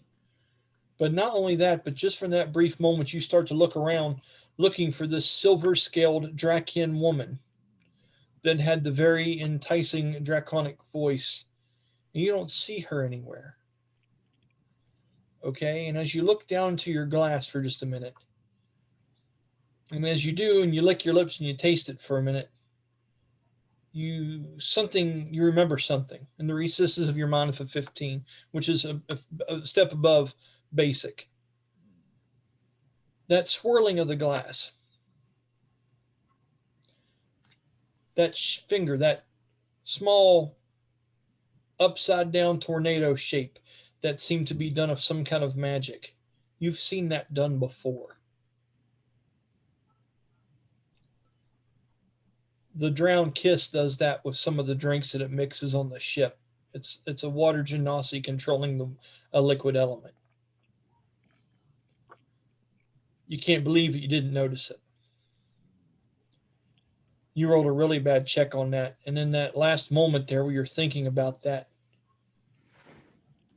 you have fearful thoughts about he knows. Yeah. Something's up. And as you do, you hear glass break, and you didn't even feel it slip from your hand. Roll a Constitution check so we can say how ugly you're falling on the ground. So we don't know if this is going to be like bum ugly, or you're going to be like, oh, you're just going to kind of go down elegantly. We want to see how this works. It's a 16. A 16, you're able to get down without springing yourself or anything. Ridiculousness. As you do, you hear some dwarven voices that are very distant in the background, speaking, asking, is she okay? I think she only had one. One. As Sha-dae is falling, she's just trying to, if she can, get to the closest person she can before she goes down, and just says, "Get Cleandra," before she falls. Tell you what I'll do. One last Constitution check. I'm gonna do your DC right now. Yeah. Okay. If you can get me a 16 or higher on Constitution check, I'll say you're able to say it. Okay. That is a natural 20 for a total of 22. With that, I'm going to say you say it, and you're almost looking for someone familiar to say it to. So at that point, you would see Taryn, the bar guy. This works out really well for you. Coming out and addressing the fact that people are starting to fall over and stuff. And as you can hear the large footsteps coming towards you, the last thing you see is this large horned, gold-scaled Dra-Kin bouncer looking down over top of you curiously as smoke kind of rolls out from its nostril, and you say that as everything goes dark. Okay, now the fun begins. Thank you for playing along with that. I hope I made that somewhat enjoyable for you. All slowly getting roofied and shit at the damn at the thing here. Now we're going to move on to what happens next. So, man, I called it from the beginning. I was like, "Oh, we all about to get poisoned. I shouldn't have drank it." And I had to play it off too. I had to play it off completely. I was like, oh, "That would be funny." Okay, anyway. You know what I mean? And I was like, let's just hit it hard. Why not? Let's celebrate. Yeah. Damn it. And Kara, I know you were probably just trying to be helpful to your DM, and I got to thank you for that. That's really nice how you just slugged down and didn't worry about the little shit. I knew I should have inside check. I knew I should have done an inside check. Well, something in the back of my mind was like inside check. Well, I tell you, but that I tried to give you a little bit of a sign there that thing I was like, the elemental water, and it probably seems really damn obvious now, but that's the way things like that. So I think we're going to take a break. I've already got set up what's going to happen next. It's a little bit of a stretch, but I think you're going to enjoy it.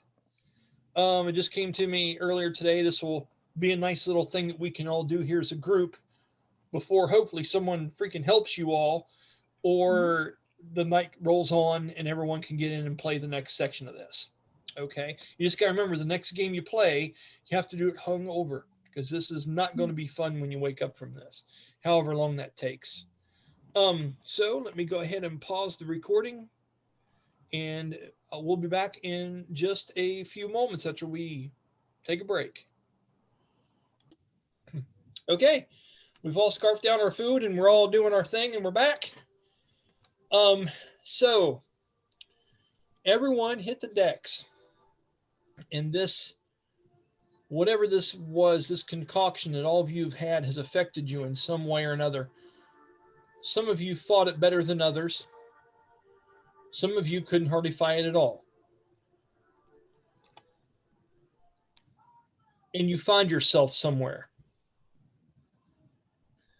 I'm going to start with you, Sylowen, because you were probably the most drunk out of anyone there. That's a good thing, though, right? Of That's course going it to is. save me from the poison. Yeah. I'm going to go ahead and share screen and get this going.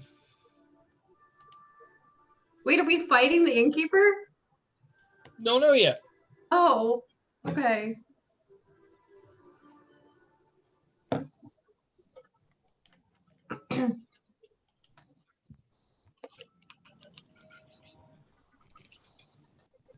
All right. So here's what we have going on. Let me get this adjusted here. Just one moment.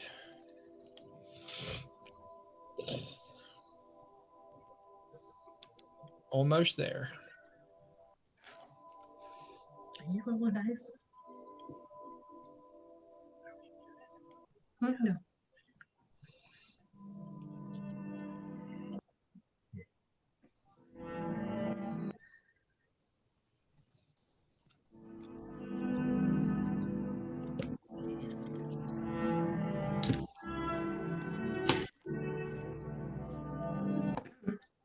Oh, that's Skyrim music. There we go. Okay. So you wake up, Sylowen, God. and your eyes open up, and you find yourself staring up at a sky that seems to be covered with all kinds of different colored fogs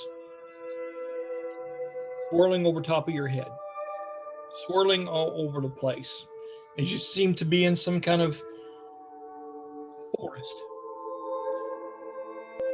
No. amongst bushes and things in late autumn.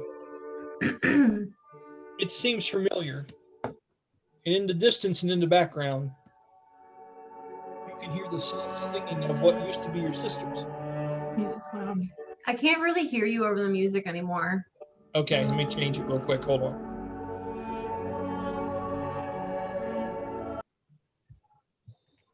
Okay. So you find yourself staring up, and as you look to your left and your right, you can feel dried grass underneath of your fingertips. It's humid. It's not hot, but the fog is very low laying in this place, and it's just encompassing. You could damn near can't see your feet past your body. It's thick around here, and as you look left and right all around you, you see other images of people that come into view as you look between your feet and look down and stand up, and you're able to gain your composure a little bit. You take your arm and waft it back and forth, and you make out Tamyra, which is just to the south of you. Okay?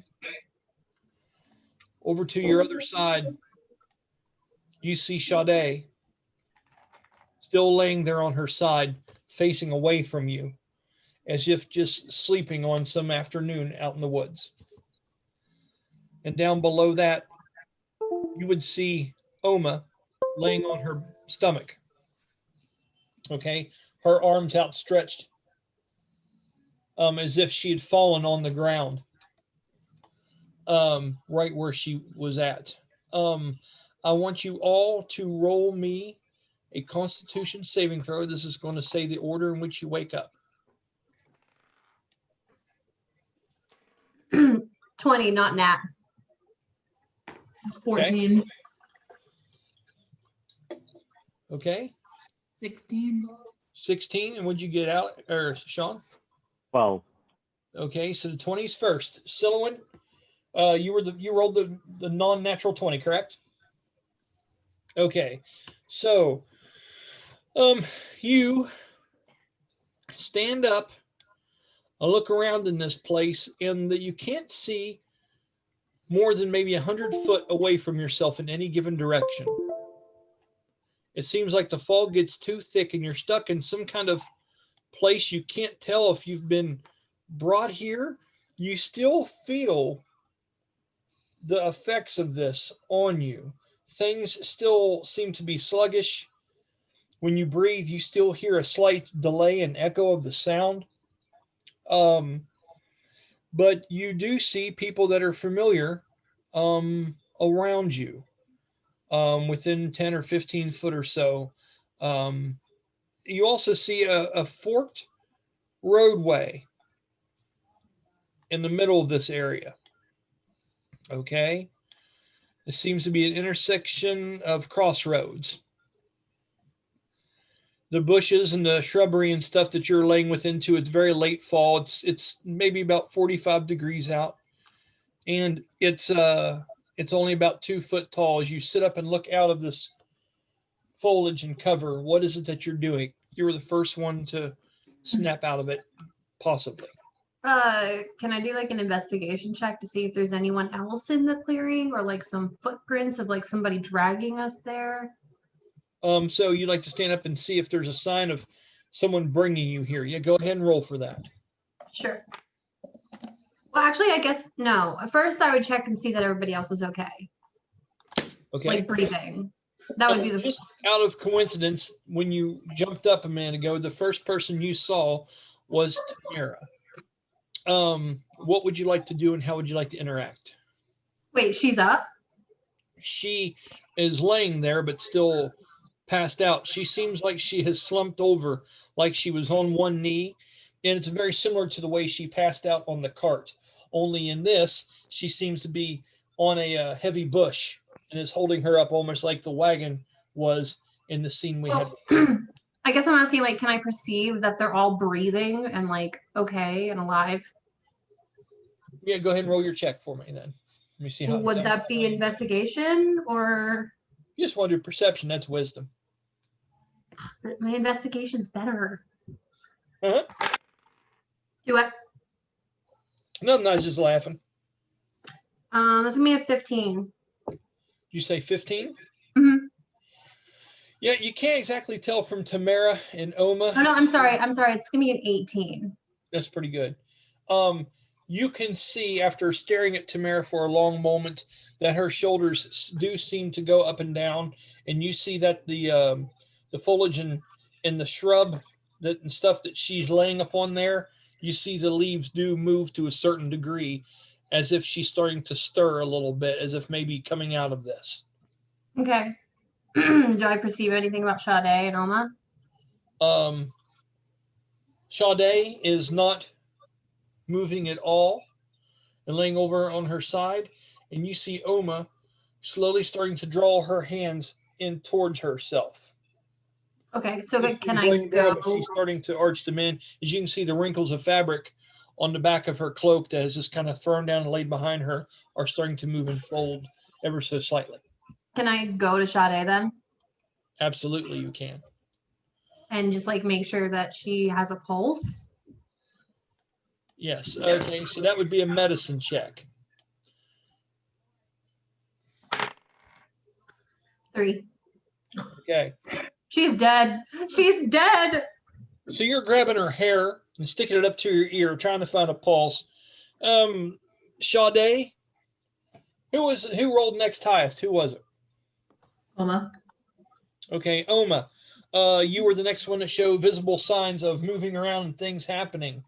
Young lady, tell me, as you do, you feel grass and shrubs and a gentle breeze of cold and the underlying effects of whatever it was that knocked you out, whatever it was, it might have been that drink still lingering around in your head. As this just reminds you of sleeping out by a fire in your homeland. Okay. Once you pull yourself up, you're seeing Sha-dae to your right, which is the direction your head was turned. And over top of her, you see Sylowen reaching around her, and her hands are shaking to a degree, frantically grabbing onto her shoulder and moving her around, putting her ear up to her back, searching around, and you are just now able to find words. What is it that you are doing, Oma, as you see this happening to your right?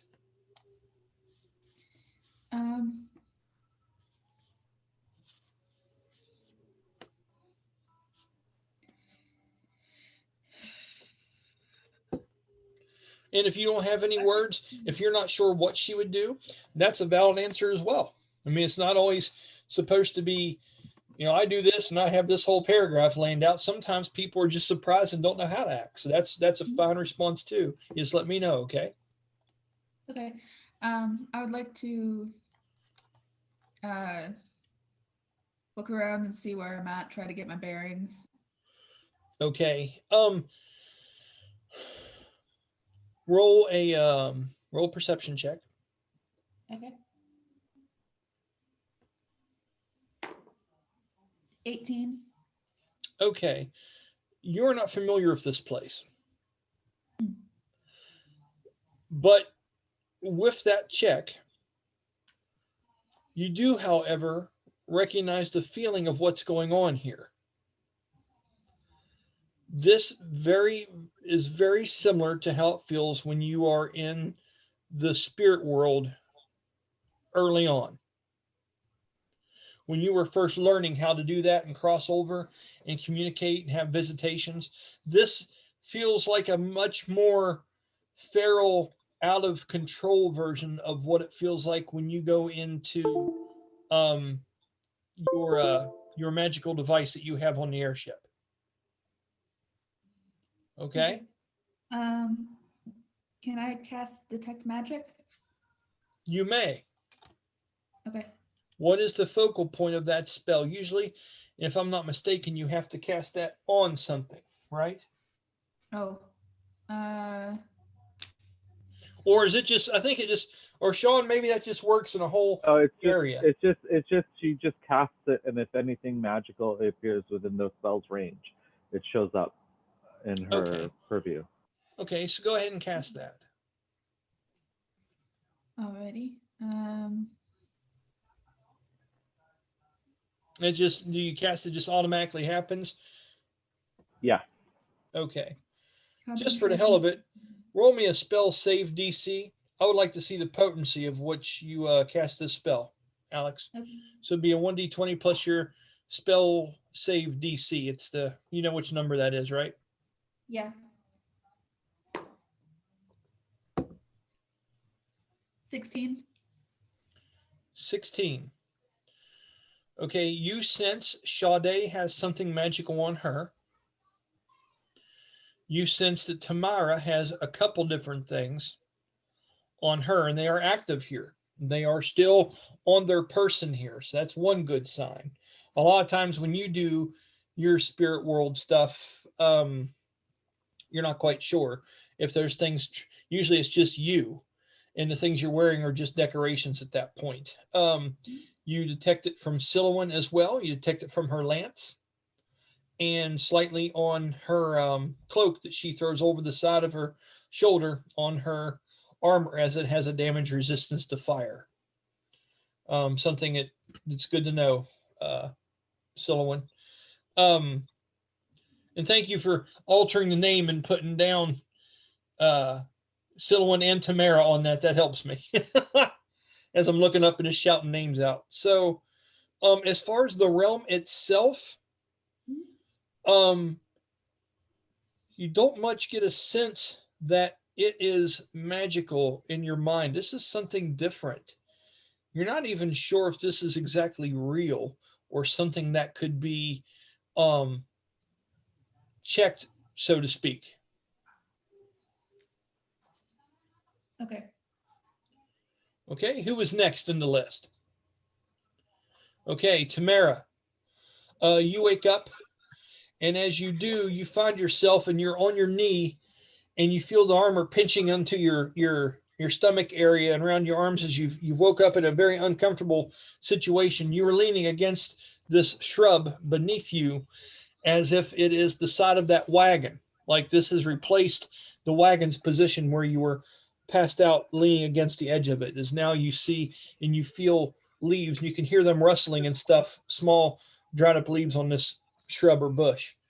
As you lift your face up, you still feel numb. The lingering effects of this still are upon you. Things have echoes and tracers to a degree, but nothing extraordinary, but they are still there. You look over your left shoulder and you would see Sylowen on top of Sha-dae, trying to shake her somehow, check on her to see if she's all right. And then you would hear words being chanted by Oma's character. And as you would look up, she would be doing a certain ritual with her arms that would be very symbolic of casting a spell in the way that she does. As it does, you hear a certain ring, almost like a ping, almost off a sonar, that you can actually hear echo throughout this place. And you can feel your flail vibrate ever so slightly. Okay, there's a reason for that. What are you doing? Well, initially I was going to ask if everyone's okay, but if Oma's chanting and Sylowen is already checking on Sha-dae, I feel that everyone's okay at the moment. So I would like to cast Detect Evil and Good. Okay. So if you cast that spell, does it tell me in the way it detects evil and good, please? So it's up to 10 minutes, and it says for the duration, you know if there's an aberration, celestial, elemental, fey, fiend, or undead within 30 feet of you, as well as where the creature is located. Similarly, you know if there is a place or object within 30 feet of you that has been magically consecrated or desecrated. The spell can penetrate most barriers, but is blocked by 1 foot of stone, 1 inch of common metal, a thin sheet of lead, or 3 feet of wood or dirt. Okay, very good. Thank you. That was awesome. Okay. You cast it. And when you do, you're hoping for something. It's almost like throwing a rock down a well and listening for it to hit the water at the bottom, and it never comes. And it is eerie, and it makes you question what it is that you see around you. It feels real. You're here. You see other people moving in the way that you've seen them move before. You've met these people. You know these people. You've spent time with them today. They're all around you. And for some reason, you're not getting any kind of sign back from this place other than what's in your own head. You know what I mean? So I don't detect that there's anything good or evil around us. The people around you are good. Okay. You detect that.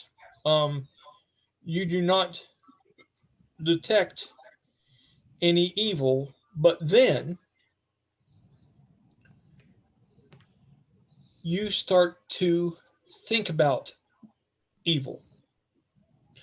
You begin to self-diagnose.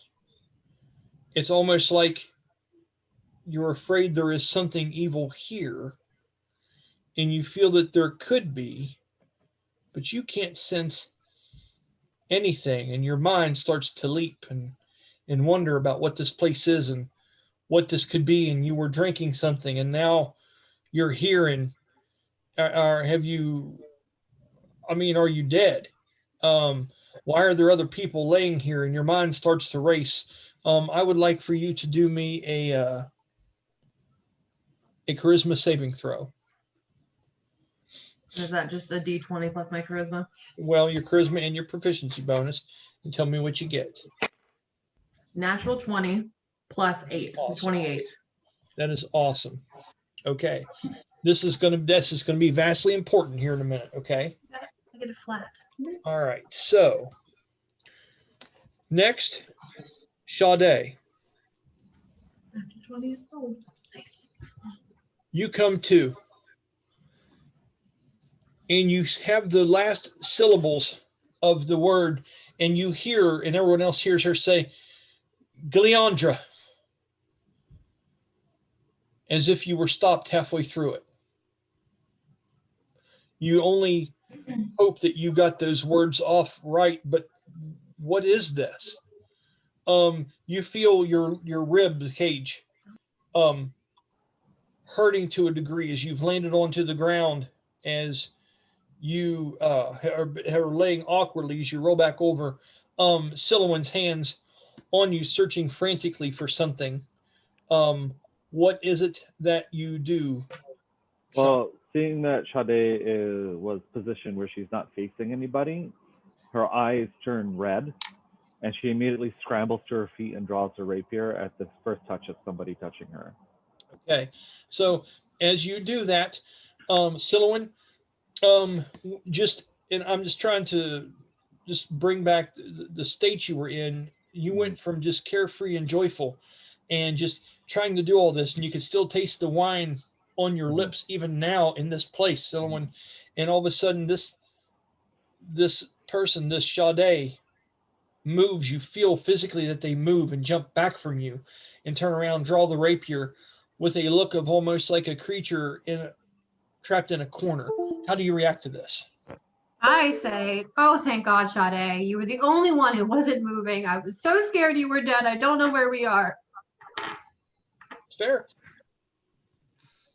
At that, Sha-dae looks around really quickly, sees Sylowen, and I assume sees Oma and Tamyra, and her eyes slowly fade back to the Sha-dae's eyes, and then she puts her sword away, or she puts her rapier away. Okay. She comes. Okay. So,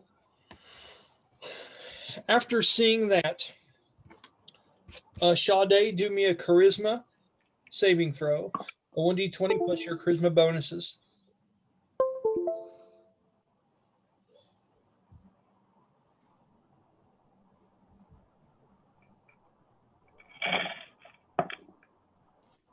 That's a 22. Awesome. Good job. Okay. After that, Oma, go ahead and roll me something. Charisma saving throw.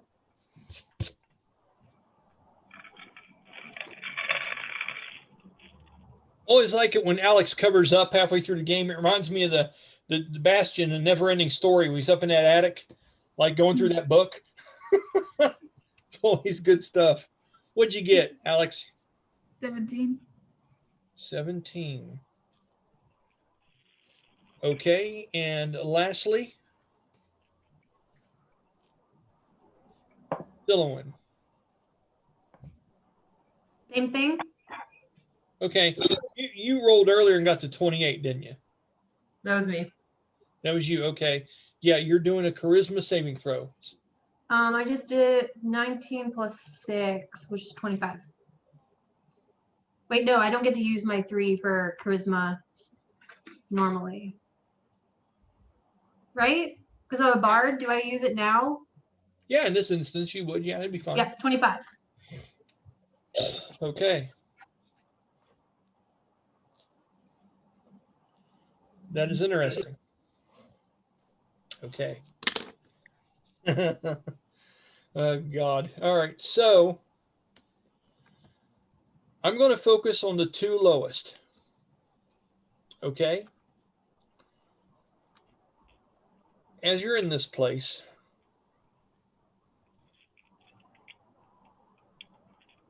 Oma, I'm going to start with you. Okay. Okay.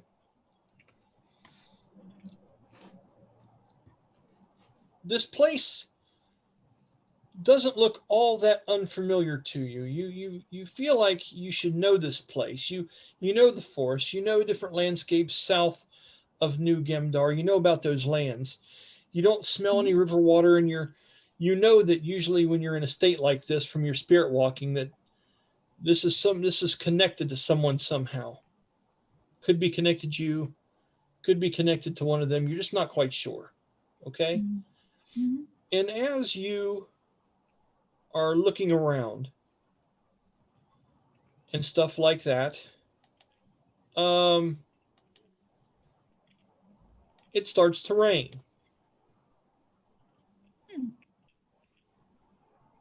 All around you, raindrops start to fall from the sky. Okay. The fog itself seems to start to cut back just a little bit, and it begins to grow darker outside than it was before.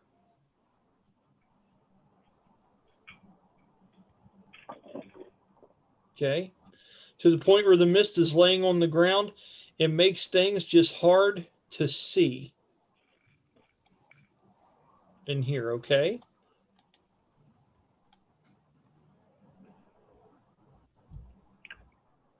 That's where you're at. All right. As you do that, you hear a cackle.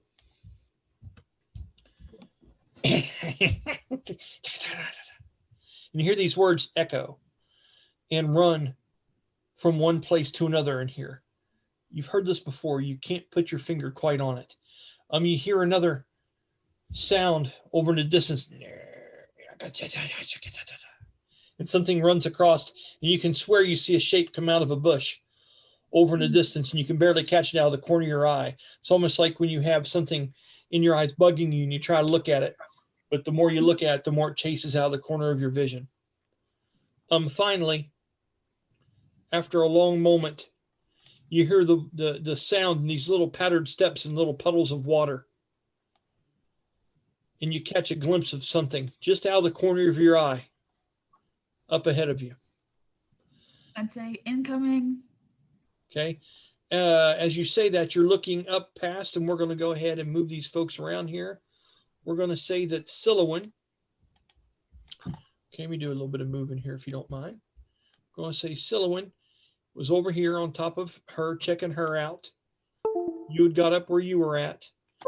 You would be looking straight up this way between these two. Alex, this way, okay? There's a large uprooted stump over here in the distance of rain falling out of all of it. And there's an opening, a big hole here. And out of that, you see a set of distant red glowing eyes and a set of white teeth, small, imp or goblin-like. And this comes into view.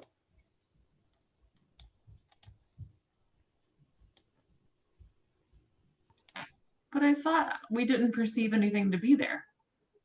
You didn't. What is the sorcery? Exactly. It's magic.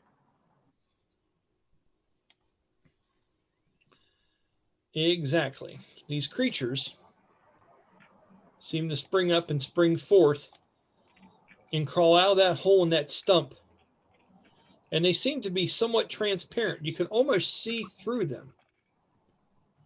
Almost like they're spectral, like they're there, but they're not. Okay?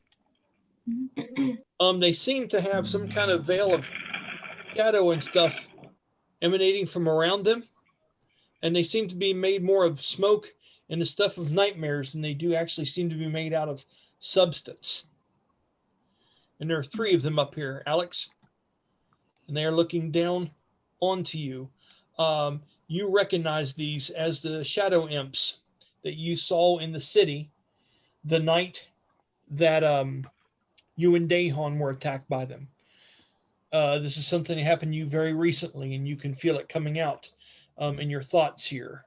Sha-dae, you would also notice this. Roll me a perception check, and I'll see how much of it you notice. It's a total of 15. Okay. So you're able to look over your shoulder past Sylowen. I'm going to, when you're already standing up, I forgot to do that. Let's make that move real quick. You jumped back, correct? Mm-hmm. You stood up and drew your weapon.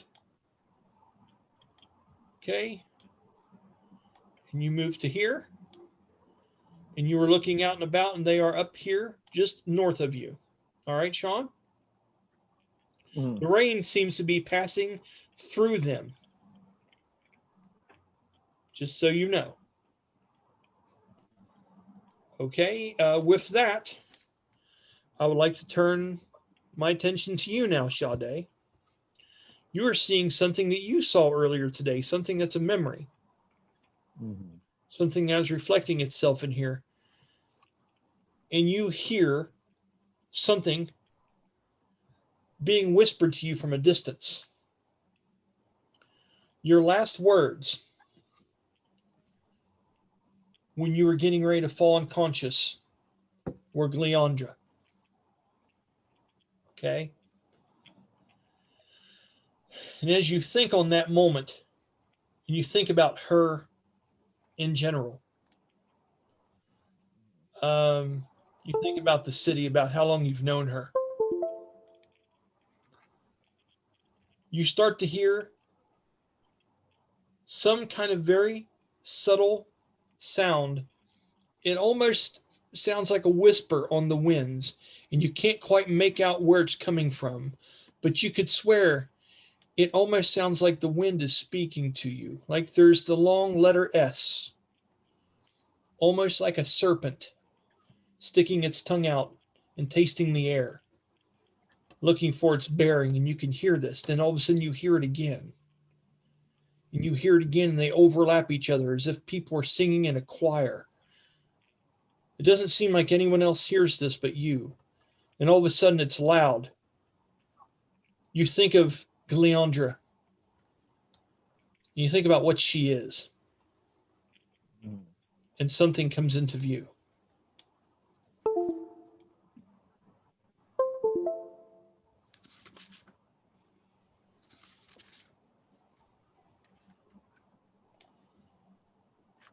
In the middle of this crossroad,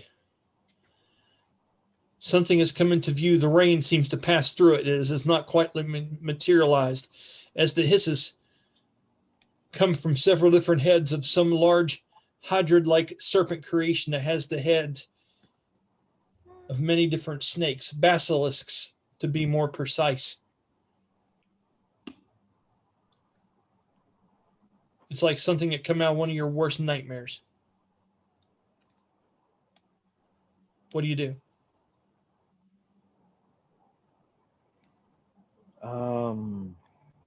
Yeah, I know, right? It's not fair. Thinks for a moment and immediately how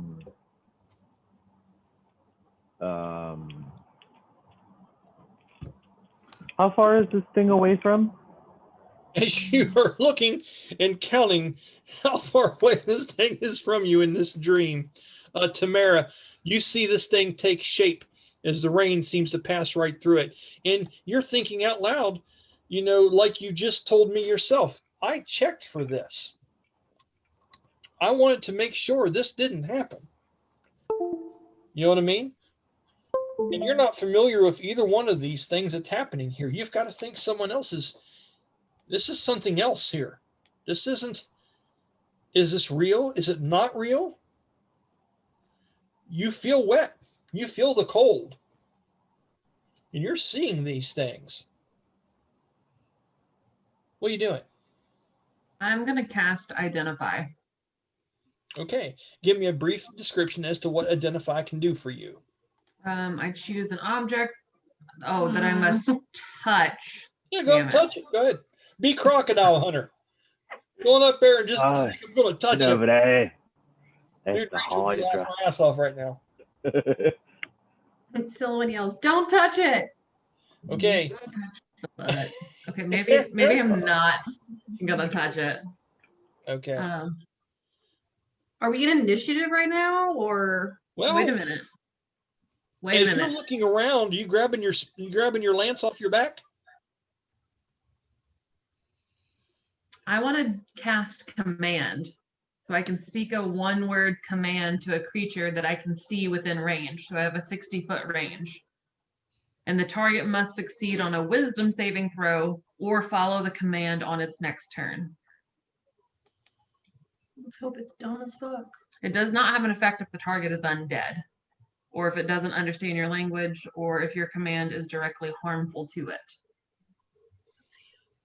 So I want you to, before you cast it, I want you to roll me a Arcana check. Okay. That's going to be not great. A 6 plus 3. It's going to be a 9. Okay. You go ahead and cast a spell. How many magic points was that? That's just a level 1. Okay, so that's just 3 magic points. Make sure to keep track of that. Mm-hmm. When you cast the spell on this to identify it, nothing happens. God damn it. And that's what Tamyra says. It was a command spell. Oh, not, that was not a identify. Command spell. So I speak a one-word command. So my command is going to be identify. You're telling it to identify? Yeah, I want it to identify itself. Okay. And it has to pass a wisdom saving throw or follow that command. Okay. So just to entertain this concept, good idea. how would it let you know if it identifies itself or not, especially if it doesn't speak your language? It looks like a bunch of big snakes. Just curious question. I'm going to say when you cast that, it turns at you and you have this epiphany in your head. Like, oh, and you're just trying to get some fucking answers because that's who Tamyra is. You want to know what's happening. And as you cast that, all of a sudden you start pondering to yourself, how I'm swinging at ghosts right now. Like something's weird. And 3 or 4 of the different heads look at you and their eyes flash and they open up their mouths and venom seems to drip from their fangs and bridge the gap and connect to their bottoms as they all do. And they're all making this low hissing sound. And they look at you as if they would be saying something to you typically, but you're not quite sure what it is. But whatever it is, they're not happy about having to say it. Yeah, that equals bad in Tamara's mind. Now, with that, we will go ahead and roll initiative. Oh, Quick no. question before we go into this. Was Sha-dae able to get the hand crossbow and bolt from earlier that she was trying to get when we were at the shop? No, they were not delivered back to you yet. Okay. Ember was still on the hunt for that. Okay. Wait, Okay. did we not, did Sylowen not get a chance at a surprise round? Yeah, I think you yelled stuff out, right? Not, I haven't had a round since they've appeared. Oh, did you not? Tell you what I'll do. You said something out loud to everybody just now, right? Like, you asked if we were rolling initiative. That's what you asked. Oh yeah, I asked if we rolled initiative. Right, okay. Go ahead and roll me a dexterity check, please. 1d20 plus your dex. Just your overall speed if you were trying to hurry and do something. That's gonna be a 14. I will give you advantage on the initiative roll. Okay, I think that's fair. You were kind of caught between a rock and a hard place there, and I think it only makes sense to do that for you. Okay? I do want to ask a question though. Like, Go ahead. talking does not count as a turn, correct? Like, It's a free action. so If you you're not can't. doing the whole Declaration of Independence, you can shout out like certain things to your other party members and stuff like that 1 or 2 times on your turn. I always allow it as a free action. Wait, so you can't talk while somebody else is doing something? Yeah, you can. Oh, okay. So it's not a reaction. You can do it at any point. Yeah, it's like a free action. Yeah. Oh, a free. I heard reaction. I'm sorry. Free Yep. action. Put an F in front of Okay, it. I'm on board. Like, I do not want to have to use an entire action to say something. Like, what kind of Okay. asshole Hitler DM is doing this shit here? Everything when must you said have I a said number. something, I was like, because when you said I had said something, I was like, wait, that was my action saying No. something? Like, No, not at all. okay, Not at all. I got you now. And what I was doing here was just going through a theater of it. I understand certain people kind of are sitting and waiting for things. Other people were getting active and casting spells and looking at things. Everyone was kind of waiting on each other's reaction. That's why when all of a sudden you're like, oh, this is starting to get real. I need to, and then it's go time. So you've already got the jump towards it. I'll just give you advantage on the initiative roll. And then you have a chance, a better chance than everyone else involved to freaking do something. So, let me get this out. Did Go we ahead. establish how far this guy is from us? Yeah, it's 20 foot from Sha-dae. And she's like, what? I mean, there's no grid. So how far is she from me? You're There within is, 30 it's just really faint and you can't see it, but I can.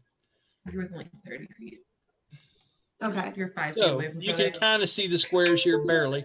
So I know we got 5, 10, 15, 20, and you're about 5 foot from her. So 25 foot from you. All right. I just wanted to establish. Thank you. Yep, you're ranging up for a jump. I know what you're doing. You know. Also, No, another never. quick question, strategically, did we ever take a short rest in between the fight with Art and this incident? Not at all. No. All right. How many key points did you use during your fight with Art? Who? 2? Okay. No. Who? You. Do you remember how many Me? you lost in your fight with Art? No, how many key I points? lost about Sha-dae. 20. No, Okay. no. Sha-dae is asking how many key points did she use? Oh, in did her Sha-dae lose? Yeah. Okay, that Oh, makes you sense. point, used key point. 2. Okay. Must be nice. There's 2. Okay. That means I only have 3 left. Got it. Or 4 left. Okay. Wait, hit points. You only have 4 hit points? No, That's key really- points. Key points. Oh, okay. I'm so sorry. Sean's I was like, like, let's be clear. I'm going to Let's I'm be going to heal you right now. No. I will lay my hands on you. All right, are we rolling initiative? Yes, ma'am, we are. I got to write something up real quick, then we will get this show on the road. I've got all that there. I've got what I need. Let me write some names down real quick. Okay. And we have Sha-dae. I got a 14 plus my initiative, which is 3, but you also get like 9 to initiative.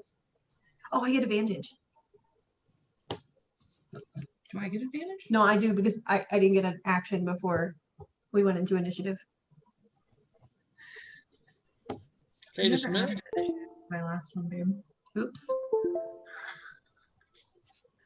All right. So, tell me what you got, Sylowen, for initiative. With advantage, I got 19. All right. Tamyra, what'd you get? Did I get advantage or no? No. No, I did because I didn't get a turn. 16. Okay. Sean, what'd you get? 29. Whoa. Damn. Hold on just a minute. Make sure I'm doing this right. I'm almost as fast as Miasha. Right on. Right on. Here you go. Oma, what'd you get? I got 14. Okay.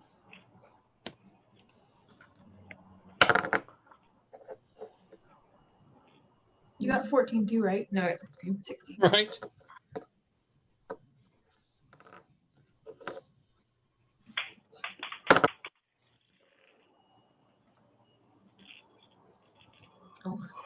I was looking for Omar. All right. So the first one to go, you had to guess it was going to have to be Sha-dae. Sha-dae? Okay, so can Sha-dae do like a history check or something to see if this particular Hydra is familiar at all? Like maybe she's seen it before, You can do a or history she's heard check legend or of something, it. but that's going to be your major action. Okay. Because you're Okay, going fuck through that. the She's gonna go dialogue ahead of your mind.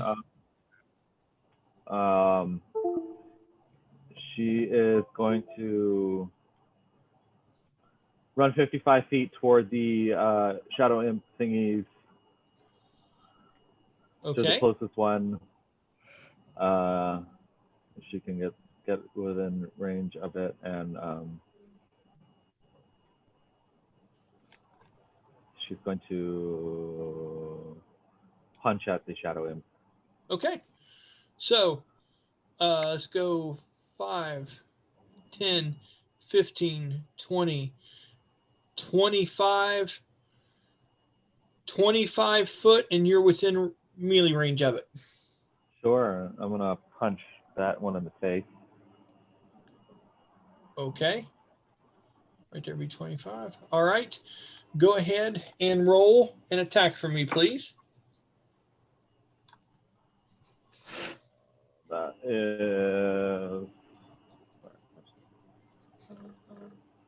That is a 30 to hit. Okay. A 30 would hit and breach. So just for the hell of it, you are going to be able to hit a vulnerable area of this creature. Where would you like to say that is? Just in and around its body, not like an eyeball or something, but just something that would make sense to be able to hit on it. Like trying to see if I can get like the like in between the shoulder areas to kind of like see if I can like find holes in its armor and punch through that. Okay, that works. Okay, go ahead, and you're just doing a regular melee martial arts attack? Yeah. Okay, now you were running the whole time you did this. Remember, you have advanced martial artists where you want to use some of that extra movement, do a special maneuver here, or you just want to go at it? I do have that. I'm going to do. I'm going to do a spinning strike as I kick at it. Okay, so you've used 25 foot there. Spinning strike takes 10 foot, right? 10 more foot, right? That'd be 35 foot. How many? You have what, 40 or something? 55. You have a lot. Feet of movement. Yeah. Yeah. So that right there puts you at 35 foot you've used so far, and now you're doing a spinning a kicker of fist strike. The spinning strike. Okay, awesome. Go ahead and tell me what that spinning strike, what that does for you. It gives you Okay, so it gives me an additional 1d6 to my damage. Okay. And I need to do an acrobatic check. So it's 10. DC is 10 plus the proficiency bonus of the target to perform. Okay, go ahead and roll me your dexterity or your acrobatics check, which is through the roof. I think you have proficiency in acrobatics and some other shit, don't you? Yeah. Go ahead and roll it for me. Tell me what you get. So that's 22. You crushed it. So you jump up and you're doing some reverse spinning strike to this thing. Go ahead and you performed it perfectly. Go ahead and roll your damage.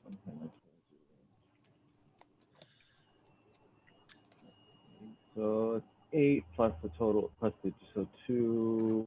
Let's see if there's anything else that's being stacked onto it. So it does 10 damage total with the first hit, and then they need to make a Constitution saving throw.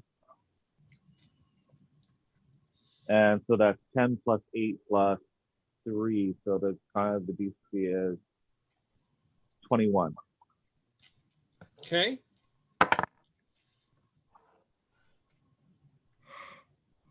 Okay.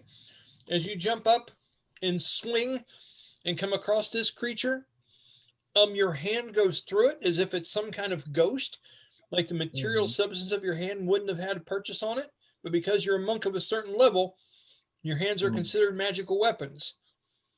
So they do actually connect with the creature. It rolls that check.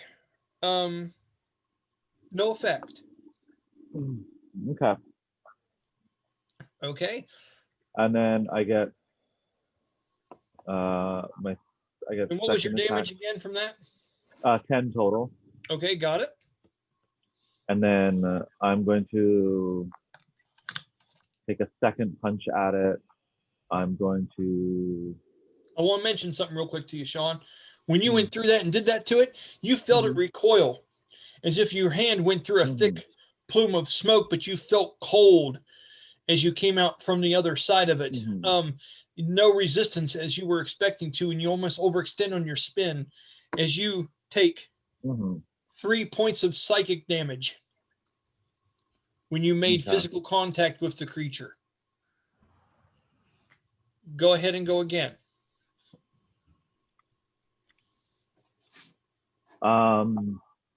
At that, for my second attack, Sha-dae is going to take her hand, reach it into her pocket, and throw that a sprinkling of the ash that she received from the dude in the magic shop.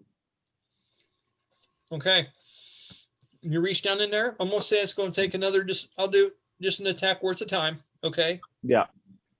Go ahead and roll me 1d20 plus your attack bonuses to see if you come close to it.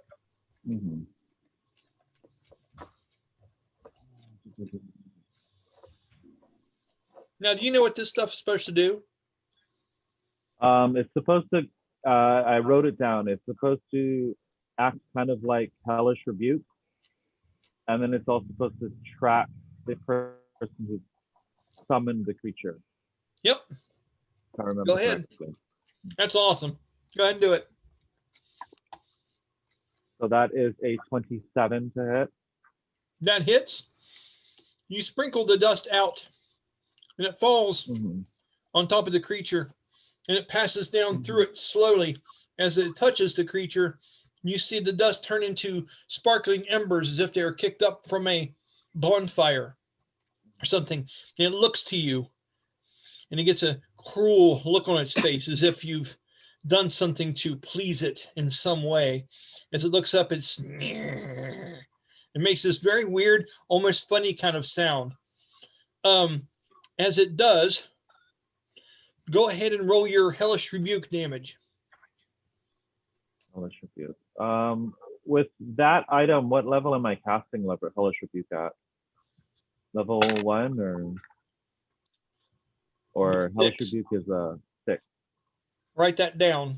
That's level 6 shit there in that satchel. Okay. Okay, so it's level 6. Okay, hold on. Okay, so sorry, I have to look up Hellish Rebuke. I did not. Okay.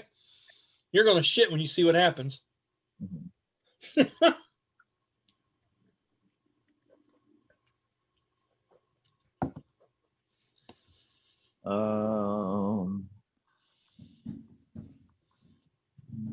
Okay, so it's 1d10.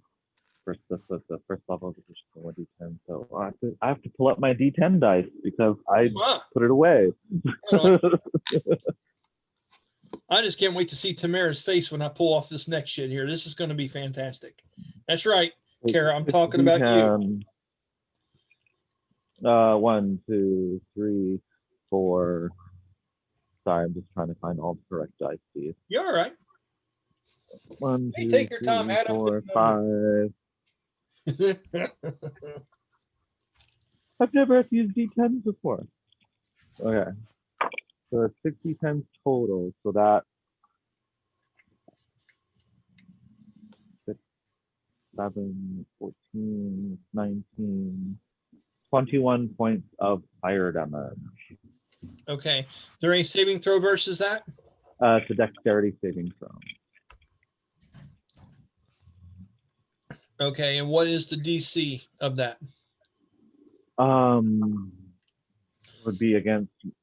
Yep. So roll 1d20. Actually, wait. I have to add one more d8 to d10 to that. Sorry. Okay, that's fine. By the way, when you cast that and throw that hand on that thing, you take 4 points of psychic damage.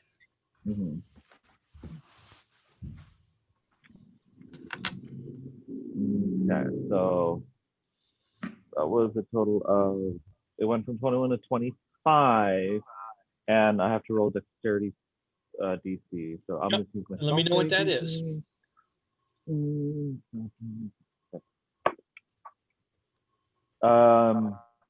It's a 14.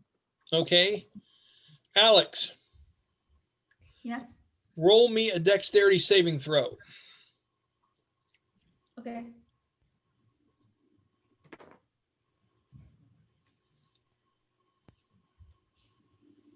$18. Okay. You take 13 points of fire damage as it seems to erupt out of you from nowhere. All right. For some reason, all of a sudden, a gout of flames springs up around you, and you take 13 points of damage. And that would also be onto what you're wearing as well. So I think you, what is it that Oma is wearing again? It's got a damage resistance of what, Oma?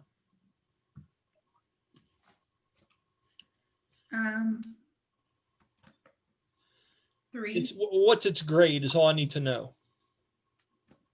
Grade 2.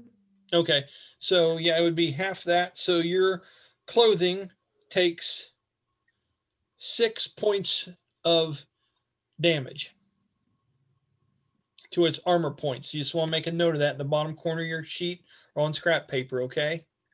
Okay. Okay. And what is the other effect that this substance has, Sean? It's fairy fire on it too, right? Yeah, I think it's fairy fire on it, and it allows me to track the person who summoned the creature for like 24 hours. Okay, and when you do that, Alex, you are also covered in a faint ghostly glow as it encompasses your body. Sha-dae, you have a moment to react to this if you'd want to, or you can continue. What is it you're saying and doing? Sha-dae just says, "Oh fuck," and then punches the shadow imp in the face again Okay. with a regular punch. She has 3 attack actions. Oh, that's fine. Go ahead and roll your last attack.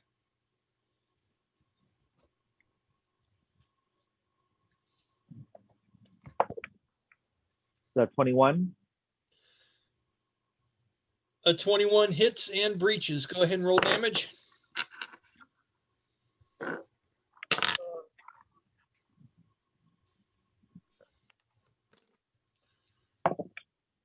That's 6. You take 3 psychic damage from that. And the creature seems to be hurt again. Okay, you have movement, bonus actions, and shit like that left. What are you doing, sir? Is there any kind of shadow area nearby?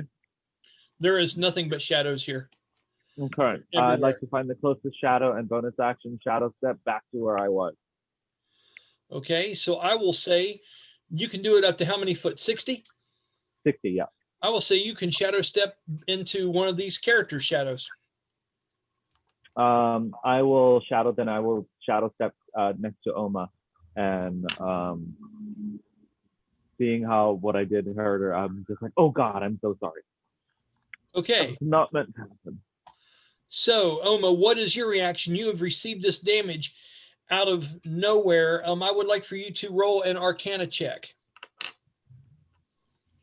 Same with you, Sean. Roll an Arcana check so I can decide how much of this you're starting to comprehend.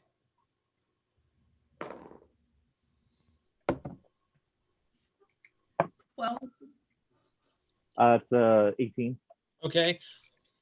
So, Sean, what do you think is going on here? You personally. I personally think, well, I threw the dust expecting it to track down Elisar, but then, maybe out of the corner of my eye, seeing it hit Oma instead, I'm thinking if within this realm something is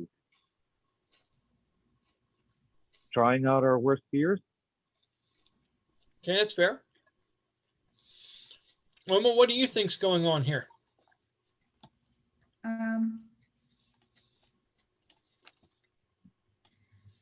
If you're not sure, that's also an answer. It's all good. Yeah. I think we might be trapped in some sort of magical device, because if we're trapped inside of a thing, it wouldn't glow as magic all over. Okay. You would just... So, having said that, Sean, are you saying anything as you're there? Sha-dae would just be like, just apologizing to Oma for just saying that she didn't mean for that to happen. Okay. Okay, the Wrong next target. it's all good. All right, the next person to go, and then we'll wrap this up shortly after that, okay? Mhm. Okay. Let's see here. Sylowen. You're up, Sylowen. What would you like to do? Recap real quick. Sha-dae attacked, and his attack didn't hit the creature, but instead it hit Oma. What happened was, well, you know what? That's a thing you really wouldn't quite know. So I like it that way because you don't know what he had, how this all went down. But you saw that when he was fighting with this shadow imp over there, that he wafted through it almost like he was fighting a ghost, although he was able to hurt it. You would roll an Arcana check for me, Sylowen, and see if you can get some kind of concept as to what might be happening here. You're a magic caster, so that's fair. 23. That's a very good roll. You're believing with a 23, and this is just you personally, so you can describe this to people how you want. That she is what is bringing these things into being somehow. These are a memory that she personally has. This is something that she has created, and in this place, she is the responsible party for these. So when he threw that stuff on there and it did a hellish rebuke, it went back to the source of where this came from. As weird as that is in this place, you have a feeling that's something like what's going on. Do I also have a feeling that if I were to keep attacking, it's gonna keep hurting Oma? Not in the same way, no. Not in the same way, meaning Not like that. That was something different. You're not even sure how Sha-dae pulled that off just now. You don't know where that pouch of stuff came from. You've never seen anything like that before. okay, well then I relate this back to everybody and I just, gently say, Oma, I think something's happening here. We need you to figure it out. That's fair. Okay, that's I'm going to attack now. okay. Go ahead. What are you deciding to skewer? Can you yeah, there we go. Keep going. Can't see what's going on in the corner. Thank you. No problem. All right. So which one of the little goblins looked the worst hurt? The one that he was just attacking. First one? Which would Okay. be the one It was so hard to tell which transparent. one. Okay. How hurt does he look? You've already done your free action, and it's raining pretty far away. I'm going to say you really can't tell. Cool. All right. I'm going to attack a different one then. I'm not going after the Hydra myself. Well, I thought Sha-dae went after the Hydra. Did he go after a Yeah, he went after this little he went goblin after guy. baby Yoda goblin? Okay. I mean, we just need to minimize our opponents here. So how far am I from the one on the right? I can't tell. I got you. 5, 10, 15, 20, 25, 30, 35 foot. Well, I have a movement speed of 40. So you can So jump on something up to 20 foot away. So you could walk up that far and then bound up. So you get within 20 foot of range of this thing, then you can jump up in the air and come down on it, but that would be your movement. isn't it 15 feet? No, I think you can target something up to half your movement away, correct? With the vault. Yeah, but in order to vault, doesn't it have to be within half my vaulting distance? So if I go 30 feet up, then they have to be within 15 feet, correct? Or am I crazy? Okay, let's say for instance, it's a bonus action for you to use your vault, right? That's how you jump up in the air. Okay. And it just takes one attack of the several you have on your turn of your attack action to come down and hit it. Okay, that takes your bonus action to do that. Now the range, how far you can jump from one spot to another is half of your movement. Well, no, I'm specifically asking about aerial assault right now. How far do I have to be from them in order to land on them is what I'm asking. Oh, okay. So how many Yeah. feet away did I say it was again? I'm 40 feet away from, or 35 feet away from them. 5, 10, 15, 20, 25, 30, 30. Okay, yeah, 35. So you would have to move 15 foot towards it to be in range to jump on it. So it's 20 feet that I have to be within them. I thought it was half the top, the way I go up, and it's half I have to be that close to them. Am I wrong? No, I believe you are. I think you're going to be able to go up 30 whole foot. 30 is just how far up vertically you go, but the distance you can reach out is equal to half your movement. Half my movement. Okay, that's where I was confused. All right, so then I guess I'm gonna move forward 20 or 15. 35, 15 15 foot. feet. Yes. And Okay. then I'm going to aerial assault.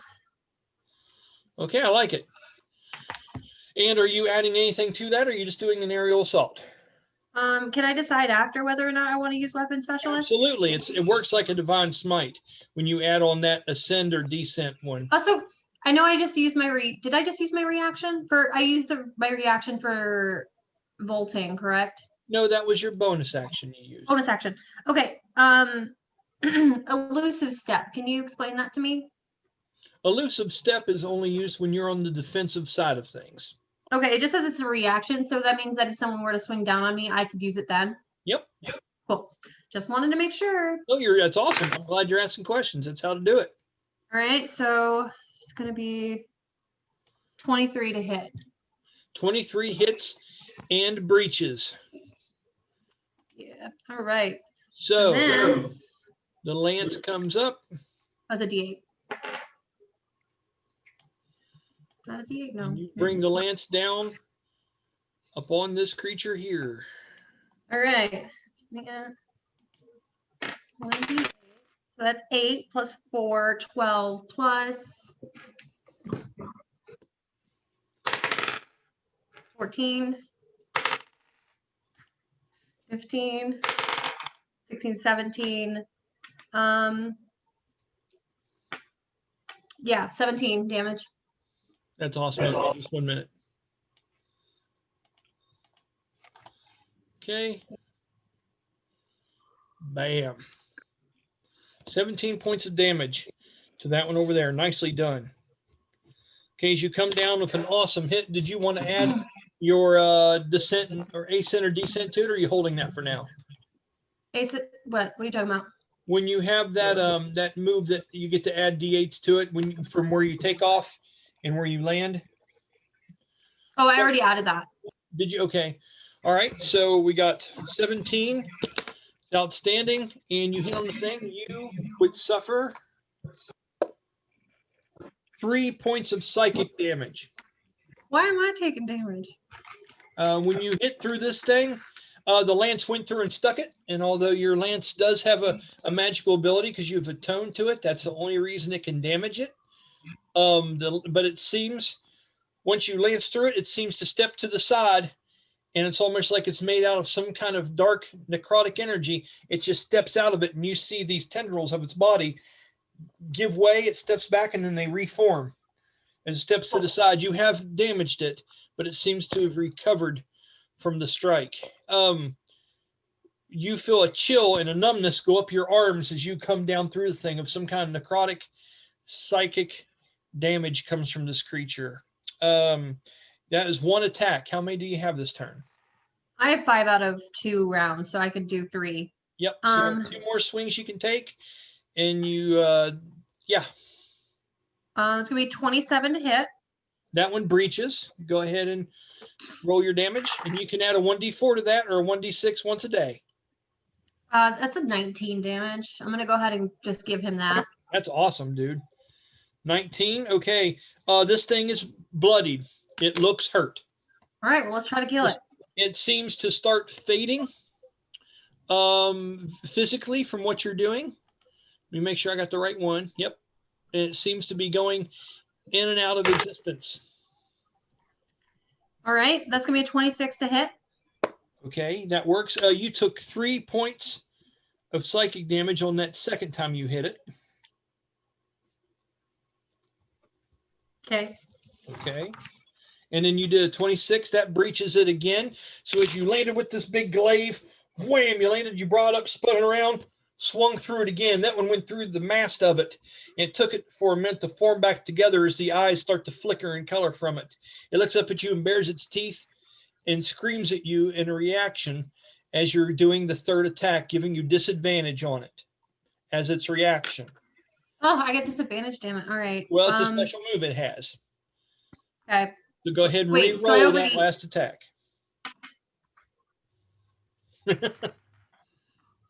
No, Brian. Oh yeah, it happened.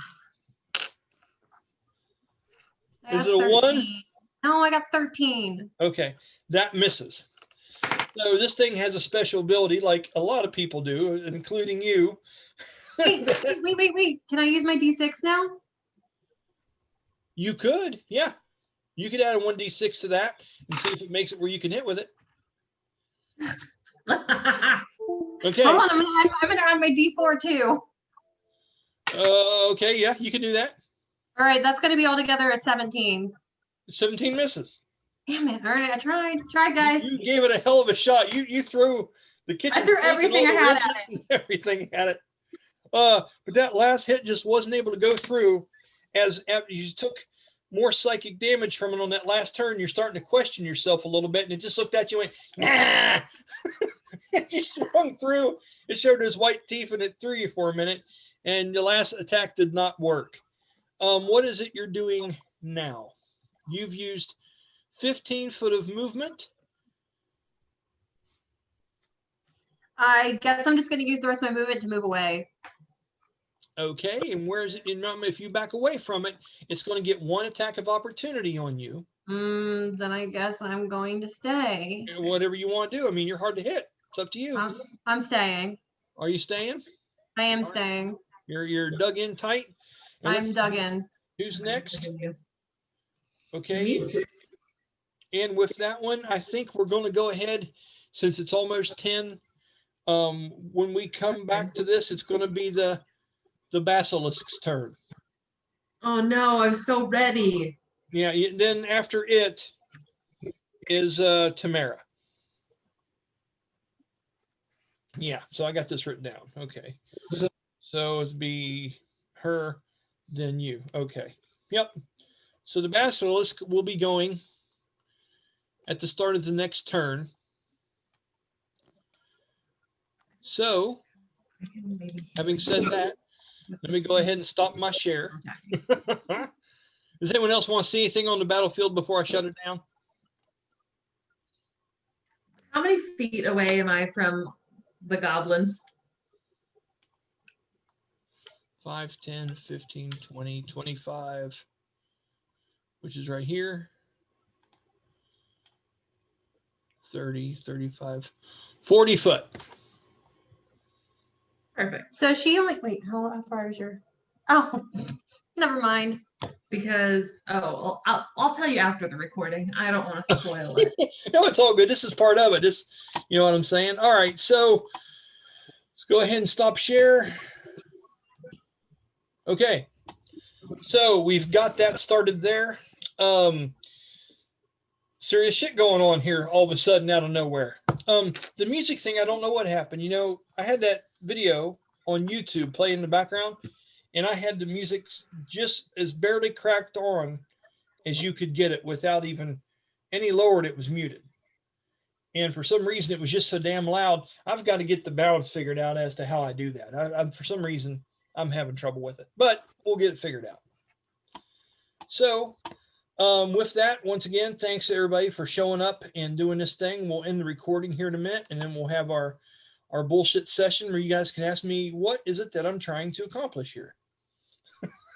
And what the hell is it exactly that I'm up to? So thanks again. And we will see you guys on Sunday to finish this up. And then hopefully the other folks can get in and get back into the game, and we will continue on, if this has survived, to the Dwarven Wake on the inside. Just, it's a bad first time out for you drinking. I'm telling you, your character is having a rough one. Yeah, I know. I'm pretty sure that the next turn, I'm just going to take a full dash action and just go straight back to the City of Dreams. I'm done. Right, yeah, right on. I'm going home. Just Going home. Like just clicking Bye. the heels together and doing it. I cast clicking heels. All right. All right, guys. So thanks again, and we'll see you guys on Sunday.